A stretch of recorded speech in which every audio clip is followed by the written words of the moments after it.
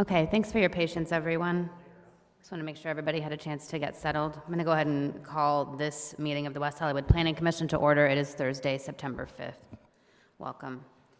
The Pledge of Allegiance. Who would like to lead us in the Pledge of Allegiance? This is always fun. Do I see a Stephanie Harker in the audience? Stephanie Harker, would you like to lead us in the Pledge of Allegiance? You're next. I'm just kidding. Thank you.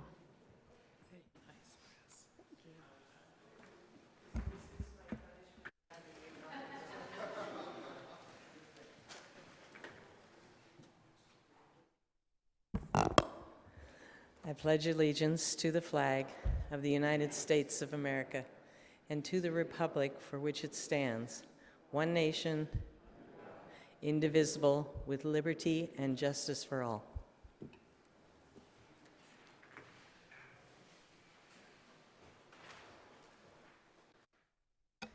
Thank you. So item 3 on our agenda, we have a special order of business tonight. You will finally be rid of me. Kind of. We had tabled this from our last 2 meetings because of some absences. So we are going to go ahead and start with the commission electing a chair. I would like to open nominations, and I actually would like to be the first to nominate our Vice Chair, Rogerio Caballero, to be chair. Do we have... I'm happy to second.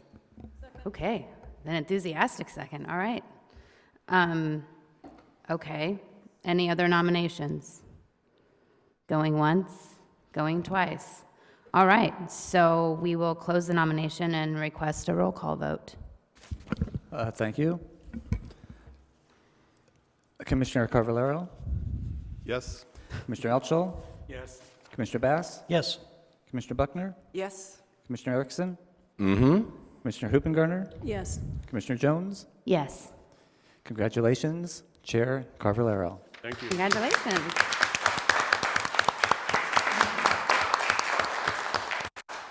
But I still get to sit here for this part. Okay, so next we're going to elect a vice chair, and I will open nominations. Any commissioner can place into nomination the name of a commissioner for the position of vice chair. Madam Chair, I'd like to nominate Adam Bass. Okay, do we have any other nominations? I nominate John. Okay, John. Erickson. Nervous. Yeah, Erickson, of course. I would like to nominate Commissioner Hoopengarner. okay. And we need a second on those? I'll second. Do we Adam. have a second for Adam Bass? I'll second Adam. Sue seconded Adam. And do we have a second for John Erickson? Commissioner Erickson? I'm going to decline the nomination.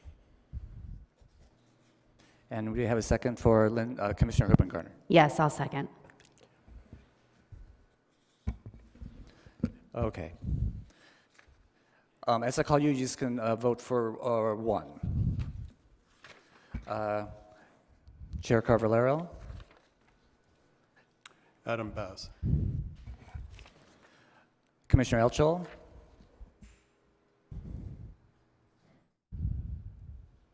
Adam. Adam. Commissioner Buckner? Adam. Commissioner Erickson? Adam. Commissioner Hoopengarner? Lynn. Commissioner Bass?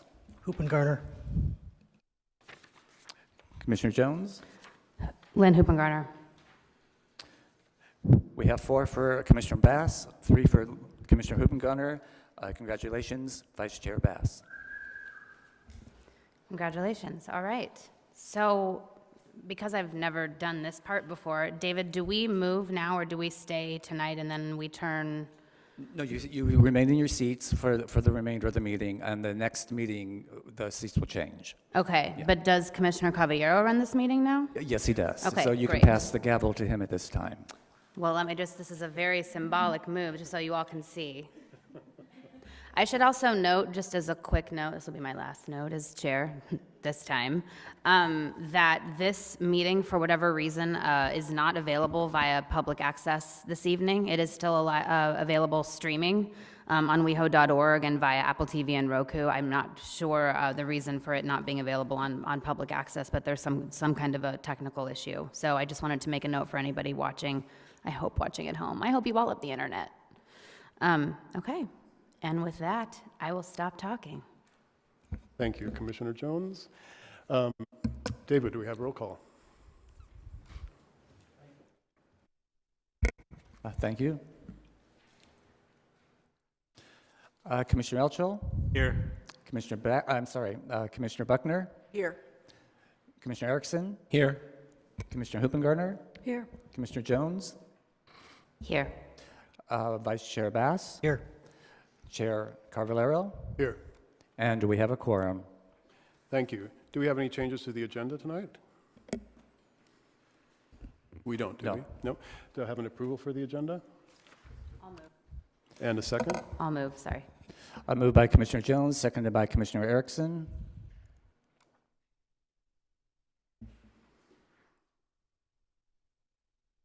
And the agenda is approved.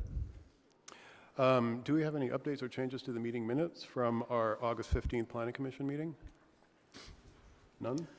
Moved by Commissioner Erickson, seconded by Vice Chair Bass.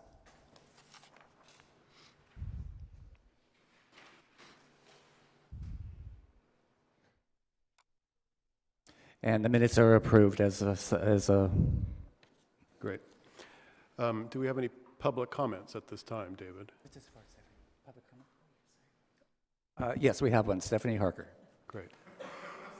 Please state your name and city of residence when you step up to the podium, and you have 3 minutes. Stephanie Harker, City West Hollywood. Good evening, Commissioners. There's a project going on my corner. I've lived in the neighborhood for 36 years, catching up with Gene Dobrin. And it's a small project, which we're happy about. But I think that the issue of outreach to the public needs to have another look taken at it. A sign went up that the project was going up, and it's ultra-modern, and there probably is not a more historic neighborhood than these 2 blocks on Vista Street. There's the 5 red brick buildings, there's Fiesta Halls on Potential, there's the entire park is 160 in California, State Register, and there's 2 wonderful craftsman bungalows up the street. All with the exception of 1 building, the entire neighborhood stands as it has since prior to 1940, the earliest being, I believe, 1917 was built. Properties are kept up, and we see this sign go up with an ultra-modern design, plunked down, big square box. This time it's yellow instead of white. Not a bad design, but not for our neighborhood. So we were assuming the neighbors were coming to us because we sort of know the city ropes a little more than some other people. We had a neighborhood meeting, and there was like no community meeting going to take place because it's a small project. But we were all kind of shocked that it was never going to come in front of you or design review or anything else. And until we actually sent 24 emails from various and sundry places, it was not going to go to Historic Preservation Commission because their purview is not really to decide on the design. So we tried contacting the designer, we tried contacting the project manager, we were speaking to people at the city, and then we come to find out, yes, it will go before HPC, which is, that's if it's going to affect an historic property, which of course it does not directly, except for poor taste in that area. But even some of the commissioners were surprised to find out that this was not going on and coming before you.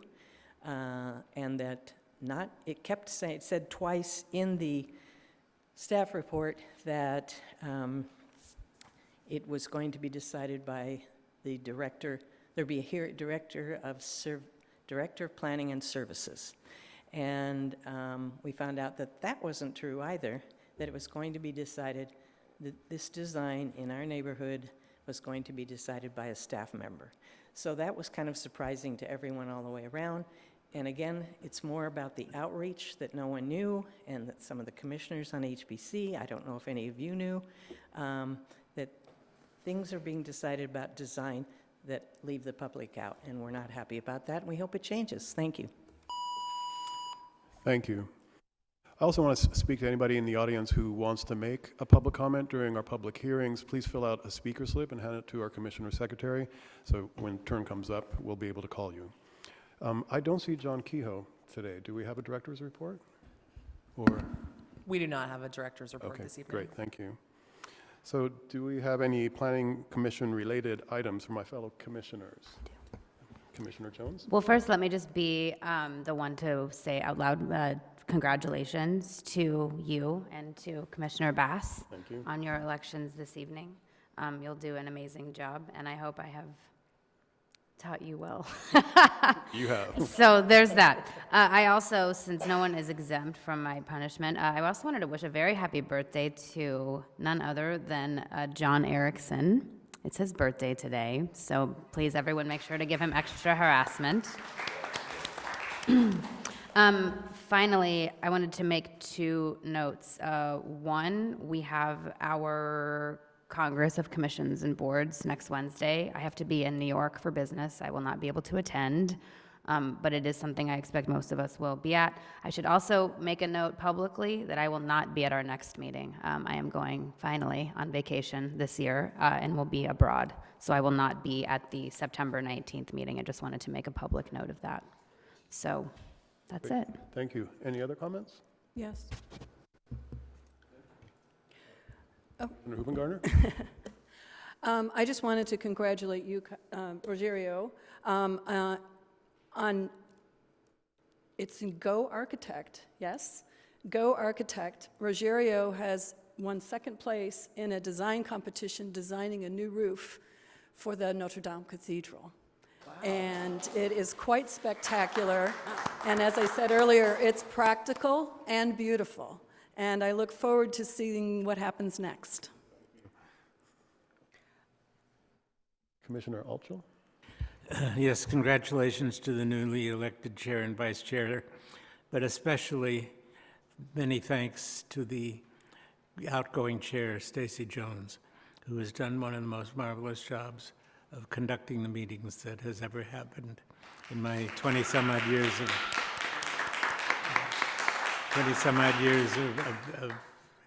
of being here. She's done it concisely, with devotion, with intellect, and with wonderful charm. Thank you, Stacy. Commissioner Buckner? And congratulations to our new chair and vice chair. And Stacy, I just think you did a marvelous job. Every time you ran a very tight and very controlled meeting, and you were very gracious, particularly to our public. And I want to thank you very much for really a good job.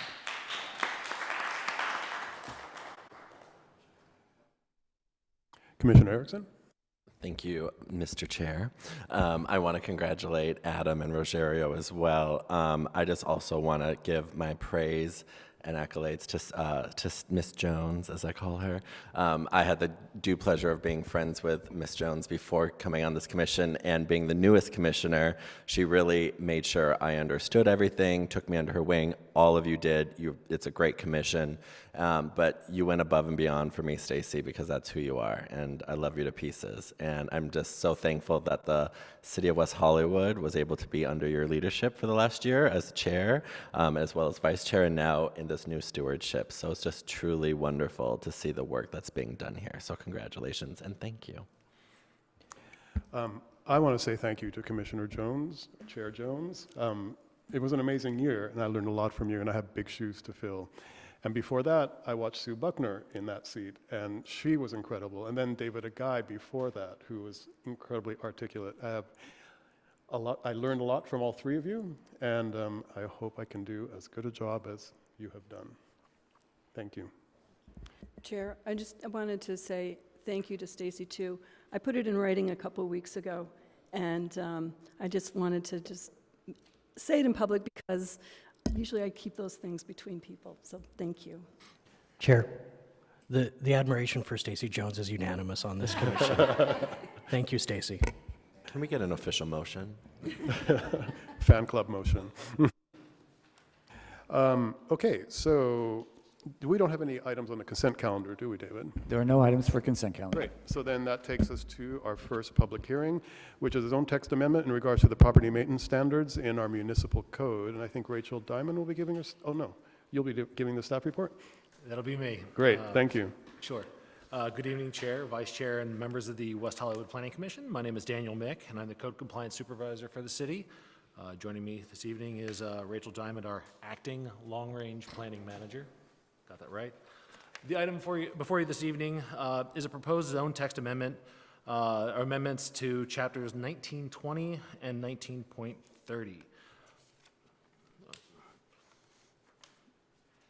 So just a brief overview, the amendment to 1930 is just to remove all existing property maintenance language from that chapter and leave just a sentence referencing the new chapter, vacant property chapter, which will be located in Title IX.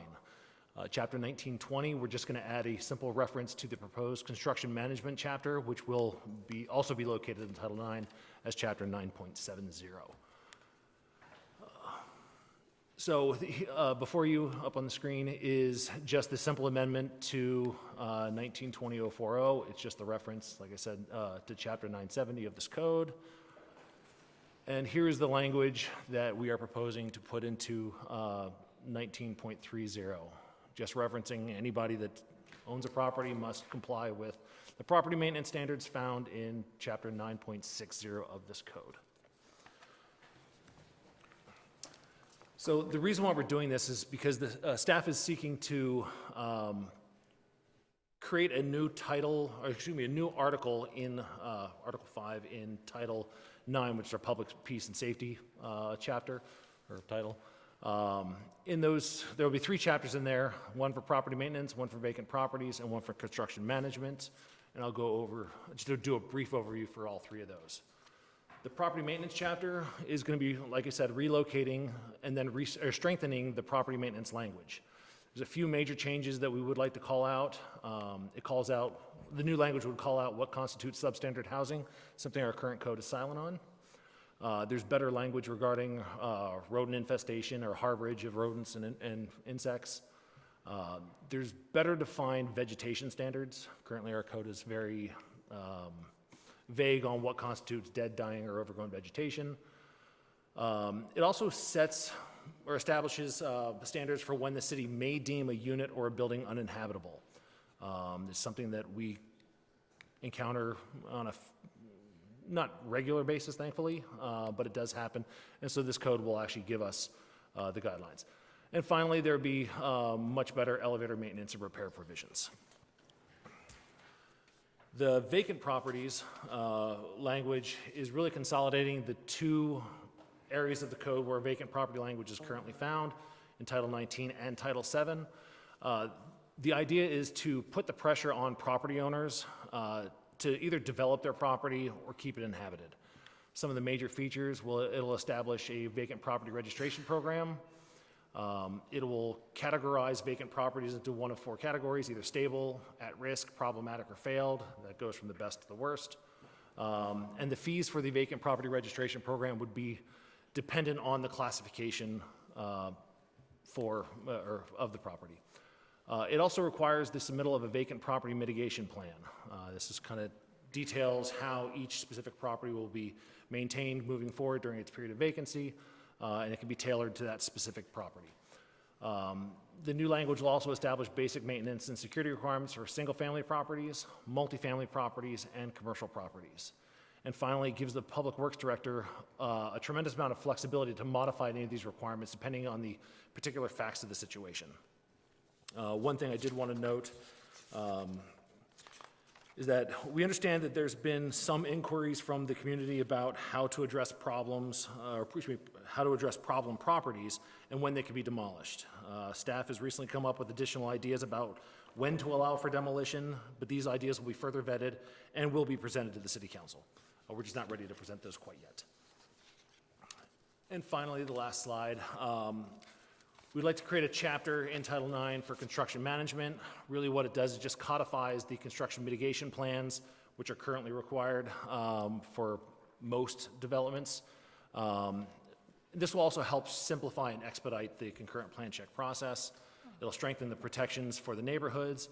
And some of the major features is it'll create some general construction site requirements such as cleanliness, parking requirements, noise, traffic control. There's some requirements that are specific to the small construction sites that are just currently just approved through like a zone clearance.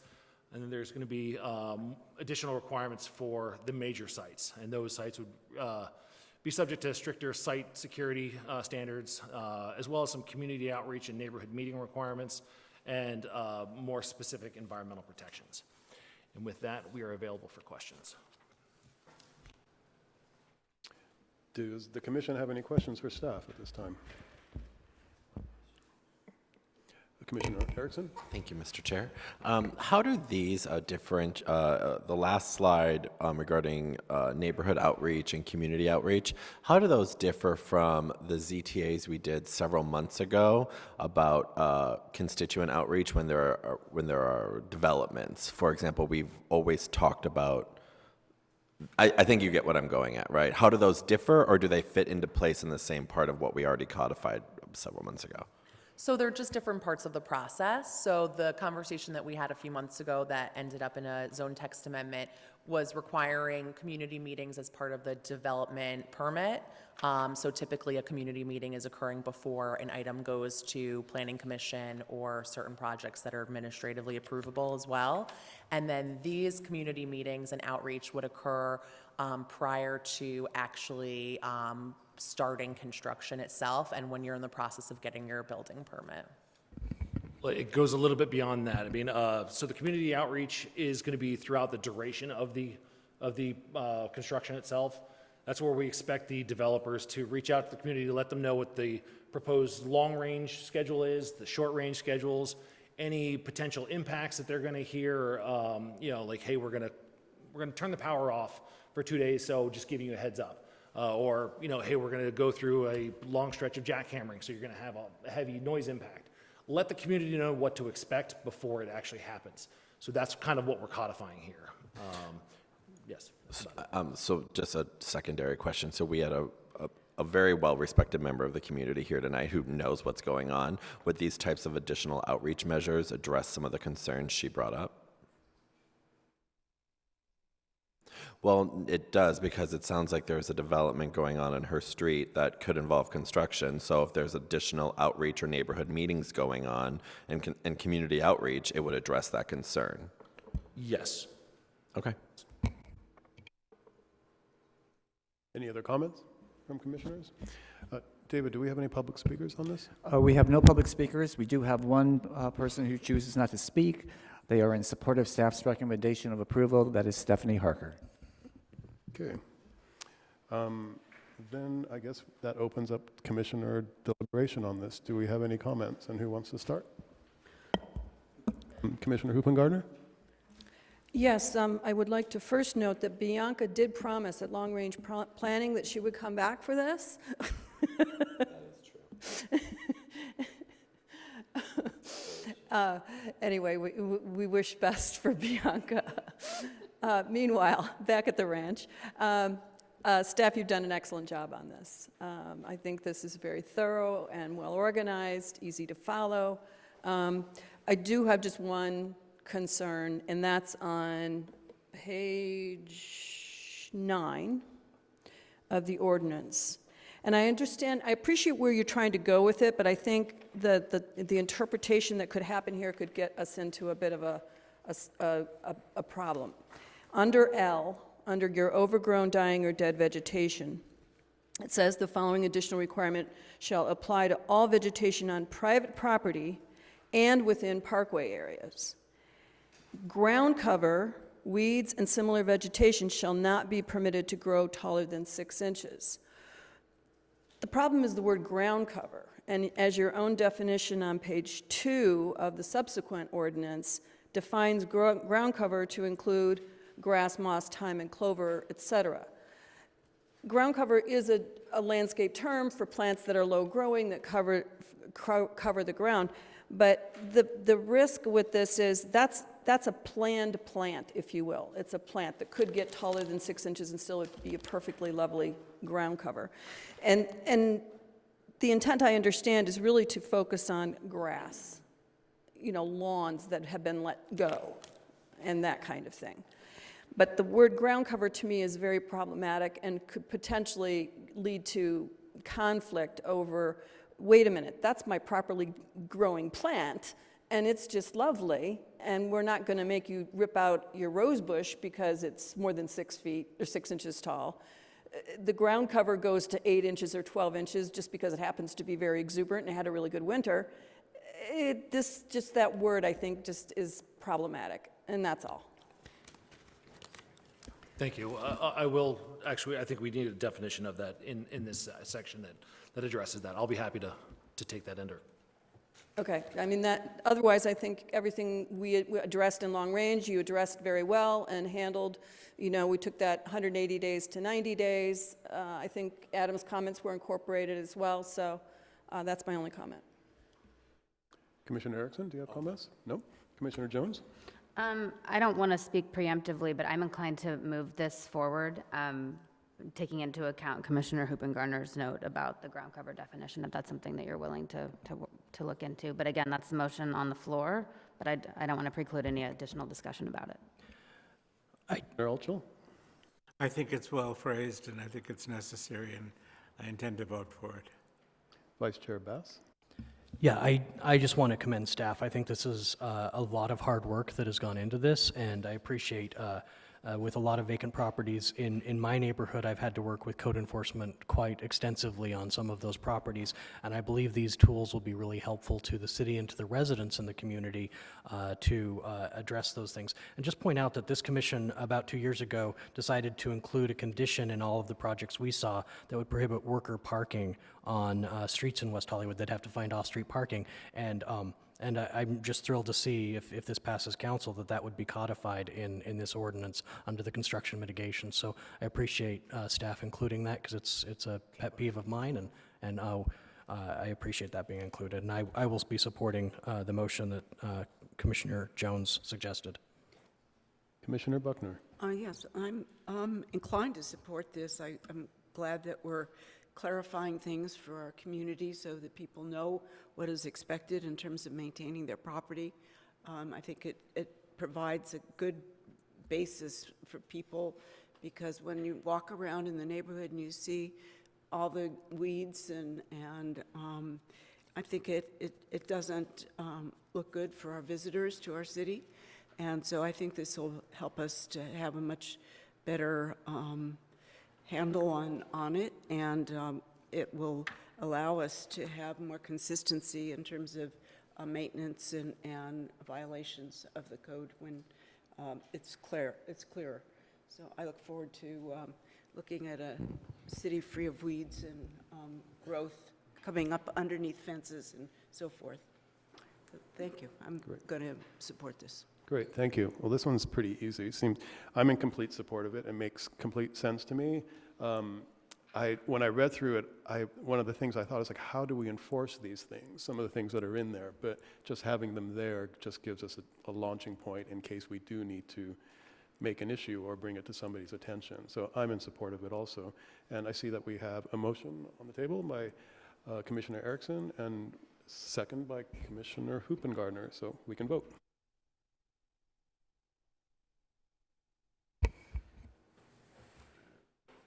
And the motion passes unanimously. There is no appeal process since this is a recommendation to City Council. Well done, Dan. Great, thank you, staff. So now we'll move on to our next public hearing, which is a new preschool located at 972 North San Vicente. And I understand Antonio Castillo will be presenting the staff report. And just if you have any public comments, please fill out a speaker slip and give it to our Commissioner Secretary so you have a chance to speak.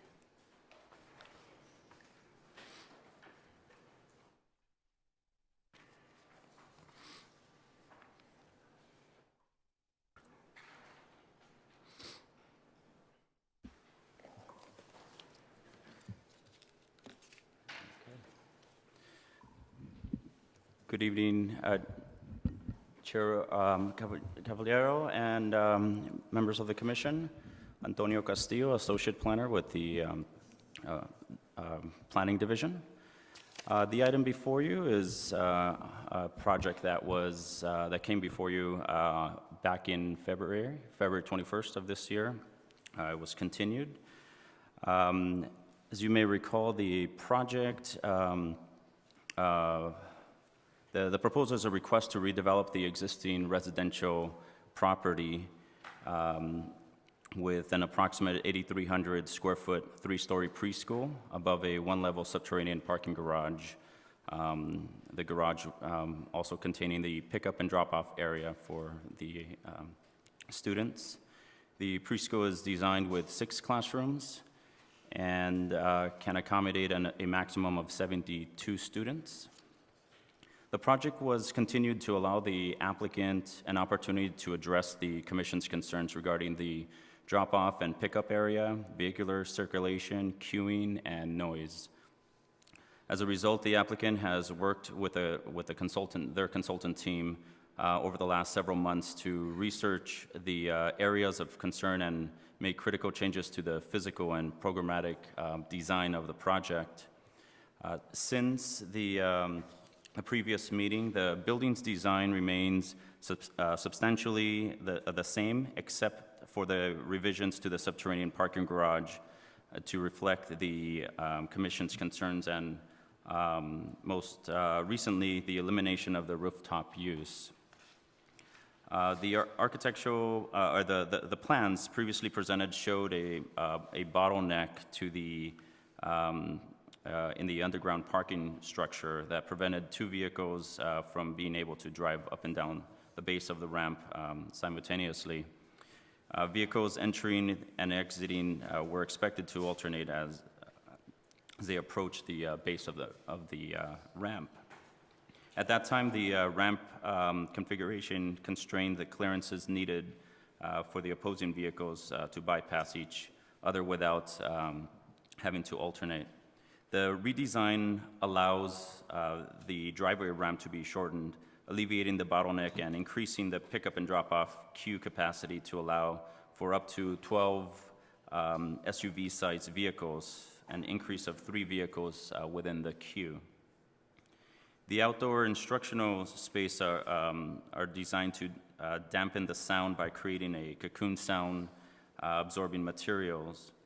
The overhang caused by the cantilever of the second floor covers approximately 70% of the outdoor surface area. The applicant has redesigned the wall from 6 feet in height, this is a perimeter wall, to 10 feet in height around the side and the rear perimeter. The height increase has a direct and meaningful impact on how much noise leaves the premises.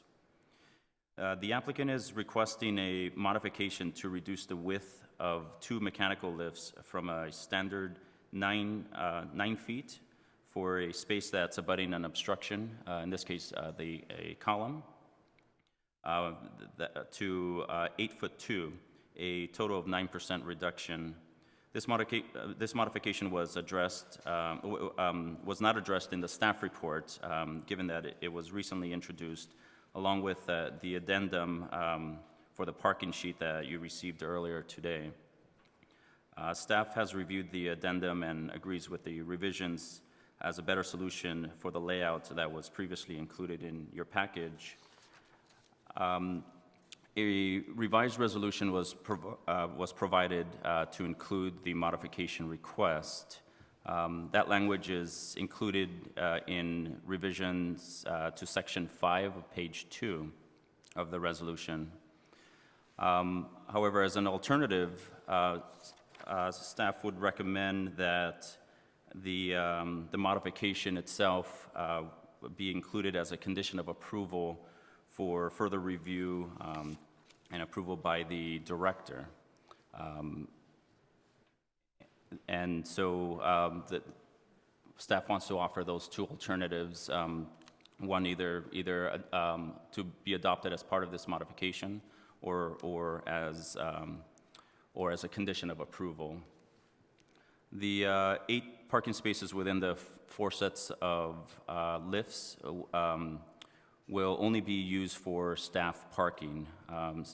Staff will be trained to operate the lifts. In addition to increasing the drop-off and pickup queuing capacity, the applicant added a third 30-minute pickup and drop-off window to further relieve any vehicle congestion. The first time slot will begin at 8 a.m. And the third will end at 9:30 a.m. In the afternoon, the first will be at 3 p.m. and the third would be at 4:30 p.m. That's an increase of one 30-minute slot, 30-minute slot per turn. Additionally, an adult was added to the drop-off and pickup rotation in the loading zone to assist with loading and unloading of the children within the parking garage. The applicant's traffic consultant conducted additional analysis as well to better understand the potential for vehicles entering the preschool, entering the preschool to back up onto San Vicente Boulevard. The findings showed that the queue to the drop-off and pickup would not exceed the 9 vehicles. Therefore, the 12-car capacity underground allows more than adequate queuing for the drop-off and pickup to be contained within the property at all times. Nonetheless, staff recommends condition number 8.6, requiring that the applicant provide a fourth 30-minute time slot for drop-off and pickup in the event that queuing backs up onto San Vicente. Additionally, that same condition, 8.6, would require that when overflow parking occurs regularly, the operator will be required to secure additional off-street parking spaces. And that would be subject to the parking use permit per the municipal code. In conclusion, it's staff's assessment that the project is thoughtfully designed and conforms to the West Hollywood General Plan, specifically a general plan policy HS 1.11, which encourages child care facilities in new developments and allows child services in areas zoned for residential use. Additionally, the project meets the development standards for a non-residential building in a residential zone site, and the building is compatible with the scale, bulk, and mass of the existing building in the vicinity and does not impair the integrity of the character of the zoning district. As proposed and as conditioned, the required findings for the project can be satisfied. Therefore, staff recommends that the Planning Commission approve the project request as revised, subject to the findings set forth in the draft resolution. But before I conclude, I would also like to recommend a revision to condition 6.18 pertaining to the encroachment permits and street parking. That would include eliminating the last sentence that references parking in the right-of-way. By eliminating that sentence, the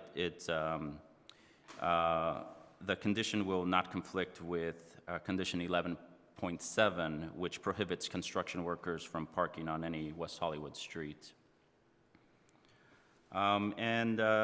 Finally, staff received 4 additional public correspondence, 3 of which were forwarded to the commission yesterday, and 1 received this afternoon. All correspondence have been included in the record and also made available to the public. And with that, this concludes my presentation. The project architect, traffic consultant, and property owner are available to answer any questions as well. Thank you, Antonio. Do we have any questions for staff at this time? Commissioner Jones? Thank you, Commissioner Cavallaro, or Chair Cavallaro. Thank you very much. This is going to take some getting used to. Question about the compact stackers that are being proposed. Have we ever approved a project, to your knowledge, that have used compact stackers? Since I have been on commission, I don't think that we have, and I don't expect you, if you don't know, that's okay, but I have not seen a project where we've had a project before us that proposed compact stackers. None that come to mind, but they are available. Okay, thank you. Can I just follow up with that? Are the two spots underneath standard spots or compact spots? They are, the two that are being requested to be modified. The compact stackers I recognize they're compact, but the spots underneath, are those compact parking spots or are those standard parking spots? They would be. I'm not sure how that works.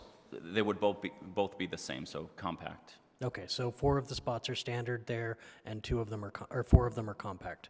Correct. Okay. Commissioner Erickson? Thank you, Mr. Chair. Antonio, on page 2 of 8 of our staff report, what is the second pickup time? You talked about the first and the third, but what's the second? I know, but like, I couldn't 30, like, is it 8:30 or is it 9 o'clock? It's every half hour, so. So there's an 8 o'clock a.m. pickup time, and then there's an 8:30 a.m. pickup time, and then there's an hour wait until 9:30. Because I only see 3 versus, do you see where I'm going? I think it says the third ends at 9:30. It ends at 9:30. So I think it goes 8, 8:30, 9, and then the third window ends at 9:30. That is Okay. correct. Thank you. In regards to the letter we received from LAUSD on page 3 of 4, bullet point number 2 says contractors must maintain safe and convenient pedestrian routes to all nearby schools. The district will provide school pedestrian route maps upon your request. So in regards to it being right across the street from the west wall of West Hollywood Elementary, what is the plan for that? And this is a part of a larger question for, why don't I ask all the questions? Because I guess they play into a larger narrative. So hold on one second. So additionally, if you look at bullet point 4, hall routes are not to pass by any bold and underlined school except when school is not in session. This project is right across the street from the actual school. So technically, it can't even enter or exit off of San Vicente because it is right by the school per this bullet point definition. So where is the hall route going? And then additionally, if you look at the next bullet point, no staging or parking of construction vehicles, including worker transport vehicles, will occur on or adjacent to a school property. Do you see where I'm going here? It's right across the street from West Hollywood Elementary. So I don't understand how this project can even be built because these 2 bullet points per LAUSD in the letter we received put this whole project in complete contradiction to being able to even build it. Right. What they're recommending is so, for example, the hall route is except when the school is not in session. So they're planning to build this just during the summer and then stop from September, whatever it is, through the rest of the year? Well, it could be after classes out, for example. But also, I just want to point out that the school, that's the rear of the school. The school entrance and activity takes place on the opposite side of the street. I understand that, but by the definition they provided, they don't say entrance of the school. It cannot pass by any school, meaning it's passing by the school. So I guess I need more clarity from LAUSD based on what they're based. I mean, this is an answer question for you, but based on what they sent us, this project can't be built. Period. Or within a reasonable time. Or within a reasonable timeline. So I'm just confused how this project is the hall route going to go beyond the wall that they're going to build and go on the previous street? Is the hall route all south and going on to Santa Monica Boulevard with construction? It can't go north because then it's even going even further by the school. Do you see the quandary in which I'm in? Yes. And there's some reason why it's underlined and in bold print. Yeah.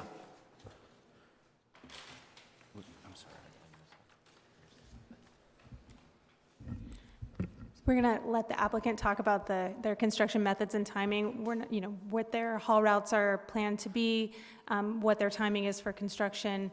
And I would also point out that the staging and transport and everything wouldn't be on or adjacent to the school. It's not planned to be on that side of San Vicente. where is it taking place? Is it? Well, it's not on that side of the street. No, I know it's on the other side. Nor It's will on- it be on the street in general, because there's a red curb there, so that's a lane. Yeah. So all construction, all activity, all staging would take place on site. Okay. Then what do they do with it after that? Okie dokie. My last question, I'm so sorry, Mr. Chair, is regarding the funding for crossing guards at the contractor's expenses required when safety of children may be compromised by construction-related activities that impacted school crossings. The last bullet point, 6. Well, not the last one, but so there's a crossing. A crossing lane, crosswalk. There we go. That's the word. A crosswalk right across the street from this. So in regards to our previous concerns with pickup and drop off, and they've added more staff, now they have to accommodate for students that may live in the neighborhood or maybe coming on that side of the street to get them safely across the street to get to their West Hollywood Elementary, because West Hollywood Elementary, oh my God, I'm forgetting my street names. Help me, my friends. But when you go Herod, you can enter right off there, and then there's the other side street where you can enter off of on Hammond. Thank you, audience member. You win a gold star. So how would that, and maybe this is a question for the applicant, would that impact the ways in which they're even planning their pickup and drop-off issues during construction? Because now they have to fund that. I know students aren't going to be there, but it just seems like there's a logistical nightmare going on here. Okay, we'll relay that question to the applicant if Thank you. don't mind. That's all, Mr. Chair. I have a question for legal. In our code, 1928090 to be specific, we address mechanical lifts.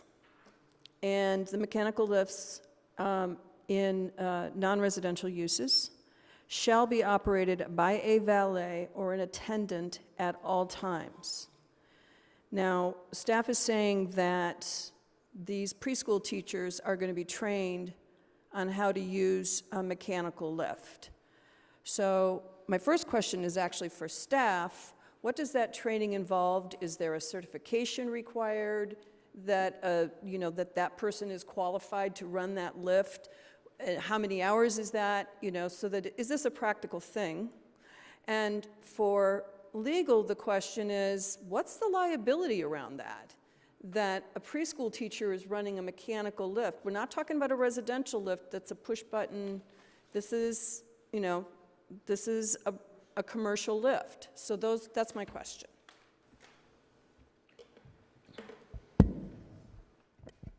The teachers or the operators will be trained, and they would assume the liability when they take the position. I think the applicant might be able to speak more to how they're training and what the relationship is with the teachers, but it's something that they're going to be trained to do according to the applicant.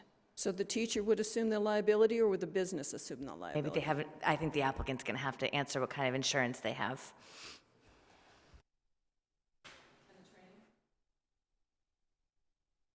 The training and certification required to be qualified to be the attendant under this code? Yeah, we'll leave that to the applicant as well. The applicant has proposed that the staff will be trained to the manufacturer's specifications and their manual.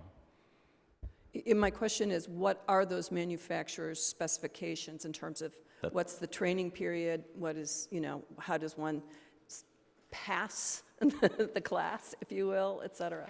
It sounds like we need to have our applicant presentation, correct? Yeah. I would relay that to the applicant. Is that right? Any other comments? Probably. All right. Then I would like to hear the applicant's presentation.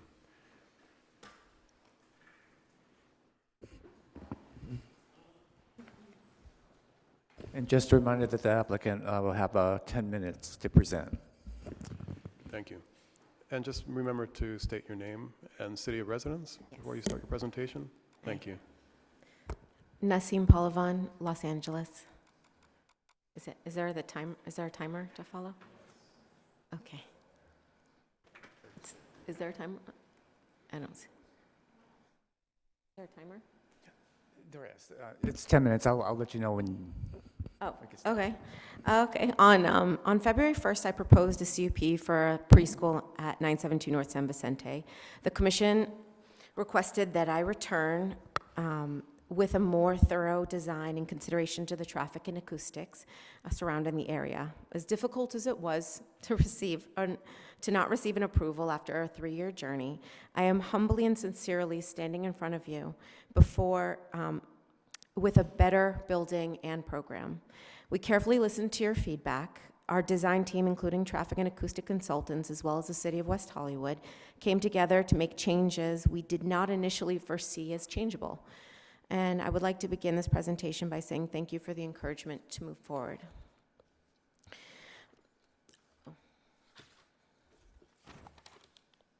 Where's the? Oh, thank you.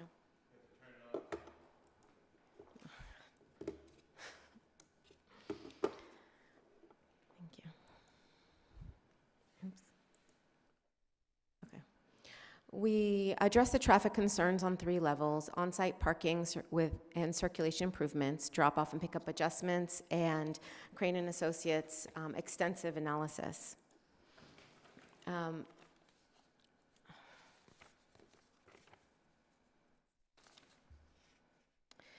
The way the original parking structure was designed, an SUV leaving the loading zone had to turn into the opposing traffic lane in order to exit. This was dictated by an incline of the ramp, which was dictated by Athens Services fetch truck needs to collect the trash bin in the bottom right corner. So we found a way to relocate the trash bins on the first floor by utilizing smaller bins. This allowed us to shorten the ramp, alleviating the bottleneck. As a result, queuing capacity increased 33% from 9 to 12 large SUVs, and we got a new parking stall. As for program adjustments, we decreased the intensity of pickup and drop-off from 36 to 24 children by adding a new 30-minute time slot. This is based on a 100% attendance at all times and no one walking to school, carpooling, or coming with siblings, which of course is highly unlikely. As per the Commission's astute recommendation, we also added a 5th adult to the loading-unloading schedule to ensure that children are with a dedicated adult in the garage between being unloaded and being brought upstairs. In the event that there are unusual spikes, what will we do? If we find that 1 or 2 cars occasionally have to wait on San Vicente, we'll immediately make 2 parking stalls available at all times, and we'll add a 6th adult to the loading-unloading plan to solely manage the use of the stalls. If we find that cars still back up on San Vicente, even occasionally, we'll add a 4th 30-minute time slot, which decreases the intensity to a maximum of 18 children. Again, that assumes every child arrives in a different car and there is a 100% attendance. In the very, very unlikely scenario that cars still back up on San Vicente with 4 time slots, we'll make all 6 non-lift or ADA parking stalls available with a 12-car queue and 6 parking stalls. In the highly unlikely scenario, we would be able to accommodate all children if they're all dropped off at the same time.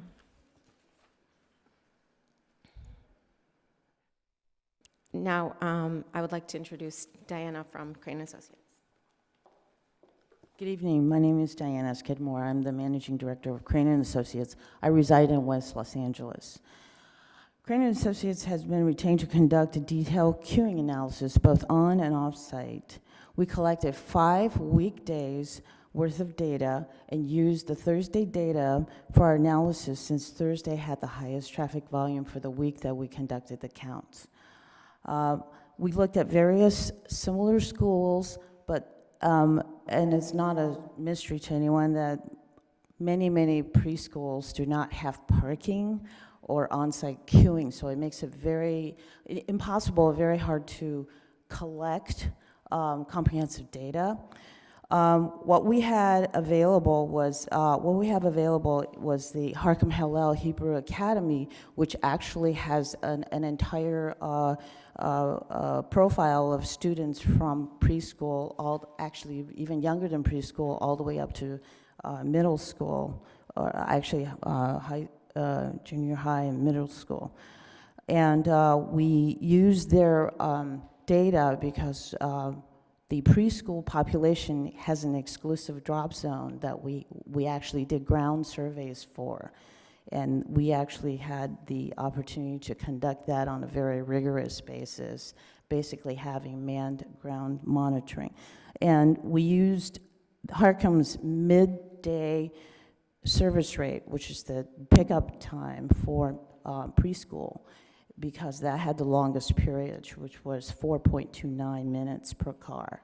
And this included queuing, waiting time in line and departing, so this from the time that they arrive to wait in queue to the time that they leave. We analyzed the queuing based on 3 30-minute time slots for drop-off and pickup for the project. And there were actual video data collected using 4 cameras at 2 intersections, 2 at Sunset and San Vicente, and 2 at San Vicente and Harrod Street. The results were using the Synchro software. Sorry, I'm speaking too close to this. We derived the results showing that the project would only contribute a very nominal amount of additional traffic to San Vicente Boulevard and the surrounding street system. Results for on-site vehicle queues are, in the AM peak queue is expected to have approximately 6 cars. The PM peak queue would be approximately 9 cars. On San Vicente, the queuing added by the project during the peak period, and the worst case scenario is analyzed, is 1 vehicle length added to the queue on San Vicente and Sunset in the AM peak hour, and 1 vehicle length added to the queue on the San Vicente and Harrod in the PM peak hour. Although we're not required under CEQA to do any traffic impact analysis, because we collected the data, we went ahead and ran a level of service analysis, and Sunset and Harrod was level of service A, both AM and PM, and the project doesn't change that, and San Vicente Sunset was level of service B in the AM and C in the PM, and the project doesn't change that. For that, I'll turn it over to Nasim. In regards to acoustics, we made changes to the design, as well as we had extensive new research conducted. As you can see, the site walls are increased to 10 feet, which increases the sound barriers by 40%, and this is about 7 feet above a child's head. So it went from 6 feet to 10 feet, a big difference in comparison to a child's height. SMW took new readings in the environment to ensure accurate data. They developed a detailed simulation model, modeling the immediate neighborhood, and overlapped the worst case scenario vocal levels of a child shouting as per the commission's suggestions. What they found was that being inside an outdoor classroom with shouting children would be, well, loud. However, thanks to 70% of the outdoor classroom being covered with the acoustically absorbative material on the cantilevered second floor, and with 10-foot site walls, the sound permeating beyond the lot is expected to be acceptable to someone of normal sensitivity as per EPA standards. Please remember that there are no quantitative requirements as noise is related to this project. We've deployed significant resources and increased the site wall height by 40% as a good neighbor policy, because we are committed to bringing the benefit of an inspiring school to young children to this community. It's worth noting that there are 2 preschools in the immediate area with 30 children, which is less than how many we would be able to host outside at a time. And there has never been a complaint against them regarding noise, according to West Hollywood's public records. In sum, the increase in noise in the neighborhood, in the neighboring yards, would be considered reasonable by all applicable thresholds. With a lack of preschools to accommodate over 75% of children, of preschool age in West Hollywood. Most families have to leave town to find childcare. The families of West Hollywood have spoken to ask for more preschools, hence why this much-needed educational institution aligns with the general plan of the city. As seen with the rejection from the Commission for Chalk Preschool, a preschool cannot go in a commercial strip of this town. Most residential streets are not wide enough to accommodate a school. San Vicente really is the best place for it. Thankfully, the fear of traffic and noise does not determine whether or not a preschool should exist, or there would be no urban schools for young children. You, the Commission, are here to make projects better and to make the city better. Our project is better having stood in front of you before. Today we present a school that is comprehensive in addressing traffic and noise concerns. We made critical changes thanks to you, to your support, and we've added a tremendous amount of effort and technical expertise to the response to the community's concern to solve the really important problem the community has, a lack of schools. I come from a family of educators. Education is what we live, what we love, what we know, and we hope to share that passion with you. Thank you. Do we have any questions? I do have a question. Questions for the applicant? Yes. Commissioner Altschull? Your traffic consultant said that they studied 5 days, but used the data from Thursdays. Why? I could refer to her, but it was basically because it was the most conservative and most congested day, so they didn't want to use lighter traffic days. They wanted to be more conservative in their model. Does she concur with that? Yes, we picked Thursday because the volume was the highest for that week that we put the cameras up. Why didn't you use a compilation of all 5 days? Well, if we took an average, it would be, a compilation would create an average, which would actually make it better. So we just took the worst case scenario of the day out of the entire week, to be conservative. Commissioner Jones? Thank you. You may not know this, and that's okay, but I'd like to know for my edification because I don't. How much parking on average for staff and for facility staff do facilities like these normally have? Is there an average? Can you cite examples? As I understand it, the example that's listed that you mentioned in your presentation is very different from this, and I just want to get a sense of what that. So I can tell you just by having surveyed a list of preschools in the near area, most of them don't have any parking period for staff or for parents. They might have a small loading zone, or maybe they have a parking lot that they can try to shove in like three or four cars. But most preschools are actually like an old house that's been taken over that did not have to abide by any parking rules regulations. They got sort of a variance on everything and don't stand to the same standard as new construction. So they don't have any, basically. Okay, thank you.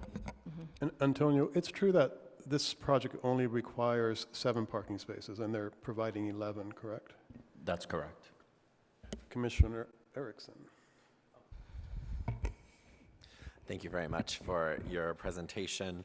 I will go back to my comments to staff in 1 second. In the traffic study, on page 3, the first bullet point, you says the project location being adjacent to the West Hollywood Elementary School can provide options for families with multiple children of varying young age. Are you expecting a majority of the people that attend this school to be from West Hollywood? I mean, I can't say I'm expecting anything. Before you start a new business, you don't really expect, you just hope. And I'm hoping that people of West Hollywood would come to my school. There is such a huge need. I mean, there's over 1,000 kids under 5, and there's only 250 spots, so less than 250. So I'm hoping that would be, and that would be my priority because, you know, obviously, there are a lot of reasons why I would want locals to be part of it, but this is supposed to be a community school, so I can't say that I would legally be able to give priority, but that would obviously be a hope of mine. Mm-hmm. Okay. Additionally, I want to go back to some of the comments. Have you, that I talked about with LAUSD letter, are you in conversation or have you spoken to LAUSD? Yeah, we actually spoke about that in the last meeting. I have been in communication with them, and they did provide me with their information regarding haul routes and the examples at which I was in communication with that prior to February 21st. And I know that I saw the letter from Alex, and I'm super aware of the conditions, but I didn't think they would be an issue because they had already been in communication with me, and what they had said to me was the haul route cannot go on Hammond. They did not say anything about San Vicente or Harriet. So I did not catch the specific terminology you were speaking of related to any side of the school. They were referring to the area where children are picked up and dropped off, the haul route, and they were actually directly complaining about how trucks just come flying down there and kids are coming out and it's not safe and blah, blah. And as a child activist, I would be very upset with any contractor, and I had received that specific example of requirements that they want prior, because that's a condition for my contractor before I set somebody specific. Yeah, it just is unfortunate because they send us a letter. No, I saw that letter. Yeah, you know, and it says, and Yeah. Commissioner Buckner very rightly emphasized the bold and underlined point, and it doesn't say Hammond, right? And so Right. that causes That's- us to delay on the reason why I said what I said. Right, I totally understand. I had previous communication with them where they said specifically it's related to child safety and it's related to Hammond and going in front of their school. And so I'm not sure how to, I mean, I'm more than happy to continue I am continuing the conversation with them, and I know that will be addressed. I think as far as we're concerned, if you look at exactly where we are, if we took a right turn, we would not, I don't know that we would exactly interface with the school or not, coming out of depending on if you're the north side of the property. If you want to really get technical, if I leave the north side of the property, assuming everything is demoed, and I take a right turn, I am not intersecting with any square footage of their business or school. Apologies, Mr. Chair, a couple other questions. And in our staff report, one of the conditions, it's condition 8.9 that says only right turn lanes shall be allowed into the driveway to and from San Vicente Boulevard, and no left turn signs shall be installed. And additionally, in condition 8.10, we're talking about the ways I believe that is where your parents will be signing actual statements to this effect saying they will not do this. It is great that they would sign something on a piece of paper. However, being a realist, people do whatever they got to do. So my question is, how would you enforce that parent or those individuals that continually break this law and then therefore do cause a lot of the traffic impacts on San Vicente and screw up your whole Right, I hear entrance you. and exit plan? Completely hear your question. What you have to understand is we're going to have a staff member at the top of the driveway at all times. So it's not like anybody can get away with it. And if we know in our current society, people usually do things when they think they're not getting caught, but they're less likely to do something in the face of what would be considered authority. And in this case, our representative at the top of the driveway is considered authority and is there to monitor the safety of all cars coming in and leaving. So that's already developed in our infrastructure. So it's not just a matter of acknowledging it, it's also a matter of, continually letting people know and not really making exceptions. And at some point, if I have any rule in my school and there is somebody that continually disregards it and thinks it's not important, that's not really the right fit for them, and they're not going to be a long-term user of my school, probably. It's probably not going to be a synergy between both of us. One last question, Mr. Chair. I'm concerned with the chemicals and the fumes with the pickup and drop-off area. I suffer from asthma. In a conversation with my sister, was talking about this project and the idea that they would be dropped off in kind of an enclosed area where cars and fumes and everything would be, alarmed her as a parent, and she has people that are my nieces and nephews are of this age, and I too am alarmed regarding some of the chemicals, especially in your thing. You didn't mean it because you were trying to talk about the large types of cars that could come in and out in this new route. But if they all are large Range Rovers, SUVs, whatever type of car they are, I'm not a car person, they are toxic and they do cause cancer, and kids breathe that in. I don't know if you could explain a little bit more on how you've tried to mitigate that factor, because I don't see that within your staff, within the stuff I've received. Yeah, no. You want Jason, my architect, is going to address some of the ventilation. Oh, thank you so much, sorry. Jason King, I'm with Lorcan O'Hurley Architects. So the mechanical design does have provisions for mechanical ventilation at the parking structure level that will accommodate the volume of traffic that's being proposed for the underground parking structure.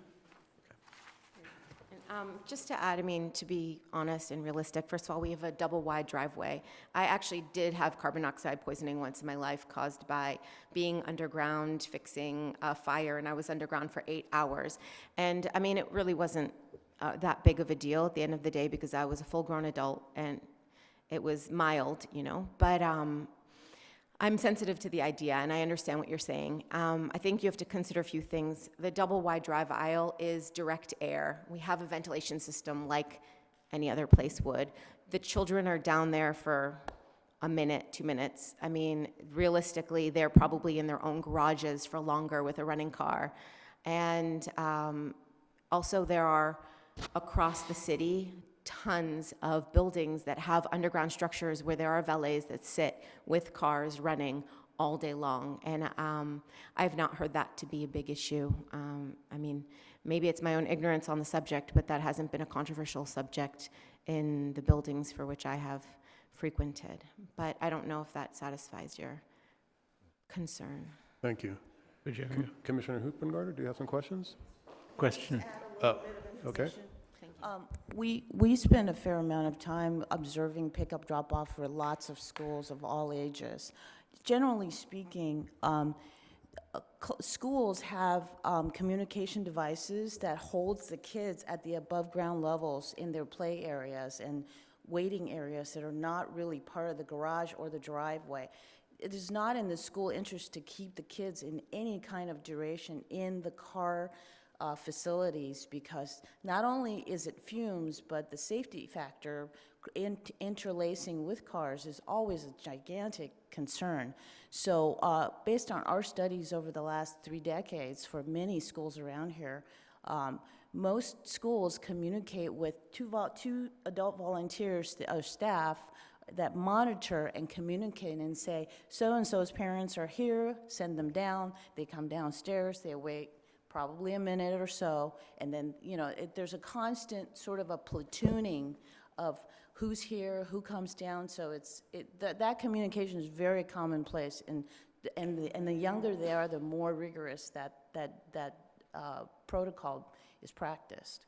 You said volunteer, but you met staff. They're not volunteers, No, correct? staff. Staff, right. Okay, great. Yeah, I just wanted to yeah. get that clear. Commissioner Hoopengarter?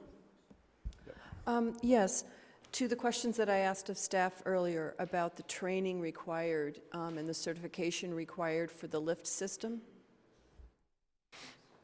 So we reached out to the National Parking Association, which referred us to Allied Services, who writes parking programs for companies in Los Angeles area.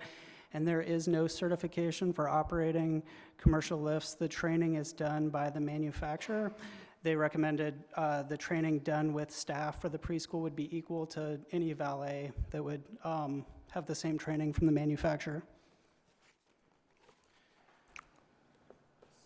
So the manufacturer would have to keep coming back and training every time you hire a new teacher? Only if that teacher is going to operate the lift. Not every teacher is going to be certified to operate the lifts. Well, I shouldn't say certified because there's no certification. Is going to be trained to operate the lifts. Okay, thank you. Jerry. I was having a meeting or conversation with a friend recently and just happened to mention the queuing in this situation. And this friend had a couple of children in a very similar private school, only it wasn't toddlers, in a city in this county. And he said that city imposed a condition that the monitor, that each parent, that each car had a card in the window for the drop-off time. First drop-off time was red, second drop-off time was blue, third drop-off time was green. And if somebody was in the queue or wanting to get in that didn't have the proper card, the monitor then reported it and a fine was imposed on the school. What would you think about that? We don't have a queuing solution yet. You didn't offer a solution How is, to this particular situation. Somebody comes and it's not their turn. oh, sorry, if that's what you mean, out of order queuing, yes. Well, normally you would have a card, like you said, and they would call the child to come down.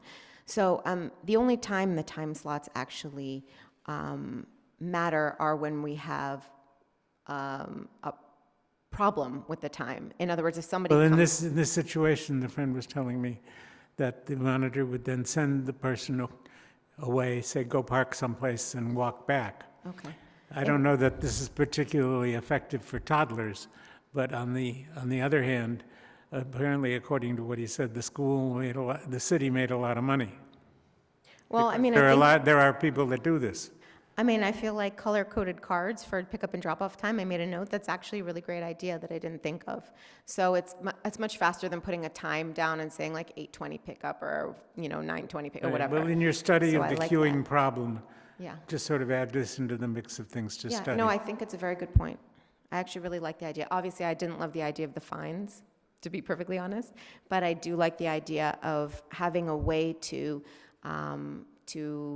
make it easy for the parents, make it easy for the staff at the top who's walkie-talking everything down to have a real gauge of whether or not that's the person. They're not going to memorize the list. Perhaps, Or check the I'm box. sure you don't like the idea of the fine. Perhaps you could find a way to pass it through. Yeah, I could find the parents.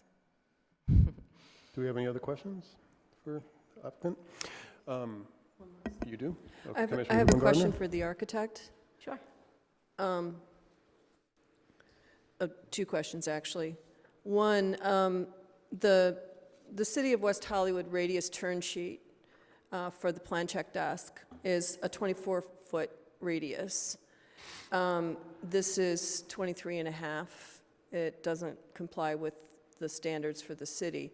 And I'm wondering what guidance you were given or why this turning radius is smaller than is on the plan check. I think it's better, Diana can actually speak to that. She's, Yes, the 24-foot radius is based on a vehicle more or less like a Cadillac, like a really old Cadillac. It's basically a 19-foot-long vehicle. Yes, I understand, and I have that template readily at hand. But what we have provided is the ability to actually use the auto turn simulation, which is an industry standard software that allows this turn. That I actually drive it. So what you see on our diagram is an actual program software simulation using the latest auto turn software to make that turn. So yes, I agree. That is correct. That is the standard static template. That's the canned template that's passed around. That is correct. However, in the simulation software, I was able to drive it using the large vehicle, like the Mercedes GL wagons, for instance, which has a long wheelbase, but a typical large SUV wheelbase. This is based on an incredibly super ultra conservative vehicle that is almost non-existent today, essentially. Okay. And the standards for parking that require a 9-foot 6-inch end parking space where you're up against a concrete wall or a solid wall, that's been reduced as well? That's for the park. I believe that was 9 feet, and Diana also ran simulation. Sorry. Yeah, so I believe it's 9 feet on end conditions and at columns, and likewise, Diana ran simulation on the parking layout as represented in the parking plan as a proof of concept as to how you can pull in and out of those spaces with the enlarged drive aisle that's a part of the loading circle for the underground parking structure. Okay. And last but not least, I see that you modified the beam design to increase the vertical space to meet the manufacturer's size, height on their actual specifications. So the manufacturer standard was actually 11 feet clearance vertical, so the increased height came through coordination with the City of West Hollywood and a request for a higher vertical clearance. And does that allow for a foot plus that you need for your sprinklers as well? I believe it would, yeah. So if you have a requirement, that the spec sheet that was sent to us, I believe, was a 12-foot. It's 12'3". The actual device height. So then, don't you need an additional clearance for your sprinklers? So if we had a sprinkler overhead rather than a sidewall condition, there would be clearance directly below the umbrella spray. So of fire that. sprinklers on a sidewall? Yeah, so I mean, that would be one option for the clearance. So I mean, it's something that we would need to look into more, coordinate with the manufacturer and with our fire sprinkler. I'm asking these questions because I'm concerned about the constructability and the practicality of this, and I want to make sure that we're making good decisions here. And I'm just seeing a lot of things that are just really jammed in and really tight, and I see some real issues here. So go ahead. Okay. Do we have any other questions before we move on? Okay, I know we have 7 public speakers, and we need to do disclosures also. Commissioner Buckner. Well, I drive by that site days 10 times, sometimes never, but I do use that San Vicente often. Great. So, but I haven't had no other disclosures. Thank you. Commissioner Bass? Yeah, I visited the site specifically because of this project, and I also had a telephone conversation with a nearby neighbor and discussed items only contained in the documents and letters we've received. Thank you. Commissioner Altschul? I, like Sue, drive by there several times a day on my way to and from home. I have no disclosures. Commissioner Erickson? I spoke to members of the community, and I drove by the site. Commissioner Hoopengarner? I spoke with members of the community about items discussed in the staff report, and I too live in the neighborhood and drive by and have actually visited the site. I'm sorry, I actually do have one. I did have a conversation with a member of the community this afternoon. Sorry, I always think about applicant. I didn't talk to the applicant, but I did have a conversation with a member of the community, and we discussed items contained in the staff report. Great. My bad. I spent some time on the site yesterday, but no conversation. So we have 7 public speakers. John Viscott, you're up first. You have 3 minutes. Please state your name and city of residence when you step up to the podium. Thank you.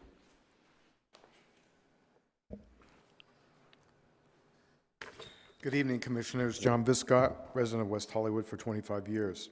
As part of your agenda packet, it includes a letter that I submitted which contains detailed information and photographs of traffic impacts describing everyday use of North San Vicente Boulevard and why I oppose the development. A letter from LA Unified School District stating the concerns and a letter of opposition from California Safe Schools was also included in the packet. The updated circulation flow using a Mercedes-Benz SUV as the example will have a difficult time making the turn into the loading area. There simply is not enough buffer space around the SUV for it to safely flow without potentially hitting the walls and exiting the building without needing to cross over into the inbound lane as it exits. The turning radius just physically won't allow for it. According to Mercedes-Benz, a GLS 450 needs 40 feet to make a turn from curb to curb.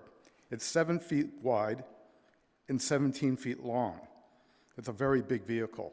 And if you notice on the plan, they're showing they have exactly 7 feet up to the wall for this vehicle to make these maneuvers.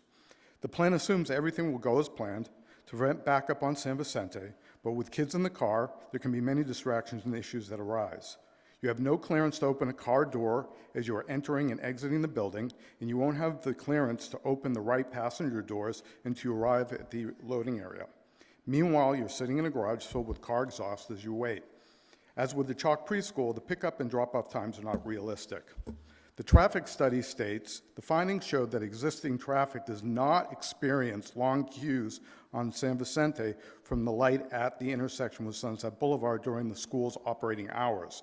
It also states the existing vehicle queues never appeared to have extended past the intersection of San Vicente and Harriet.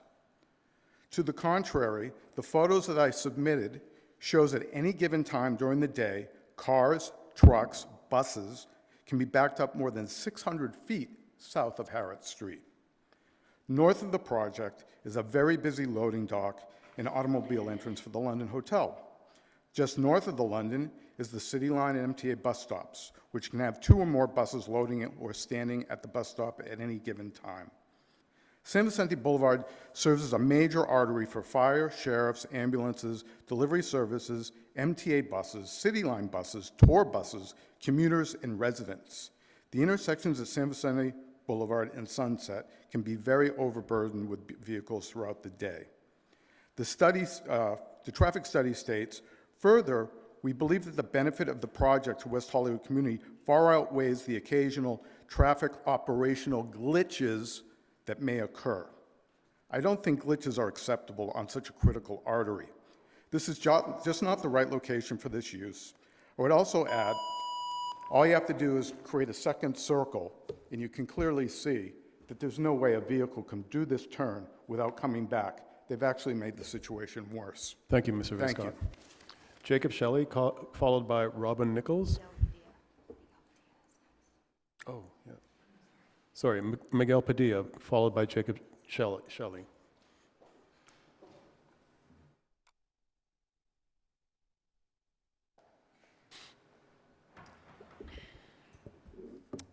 Miguel Padilla, Los Angeles. Excuse me. Good evening, Commissioners. I used to live in West Hollywood. I'm no longer a resident. I currently live in Los Angeles, but I spend much of my time in the community as a member of the LGBT community with many friends who live in the city of West Hollywood. I'm here to offer full support of the project. As more people in our community are choosing to marry and to raise families, with that evolution, I believe this community vitally needs high-quality childcare facilities to support people who choose to raise families so that they can remain in the city of West Hollywood. The concerns brought up about constructability today will likely be mitigated, will surely be mitigated by building code. I think the purpose of this forum should really be to discuss the value that this project will bring to our community. Regarding traffic, we live in a large, bustling city. I don't think that traffic should be a reason to stop a project that a community vitally needs. Regarding noise, the school is on a busy, bustling street. It's next to a hotel and it's across from an elementary school. I can't imagine that the noise generated by this project could be louder than the 4-lane highway that it faces.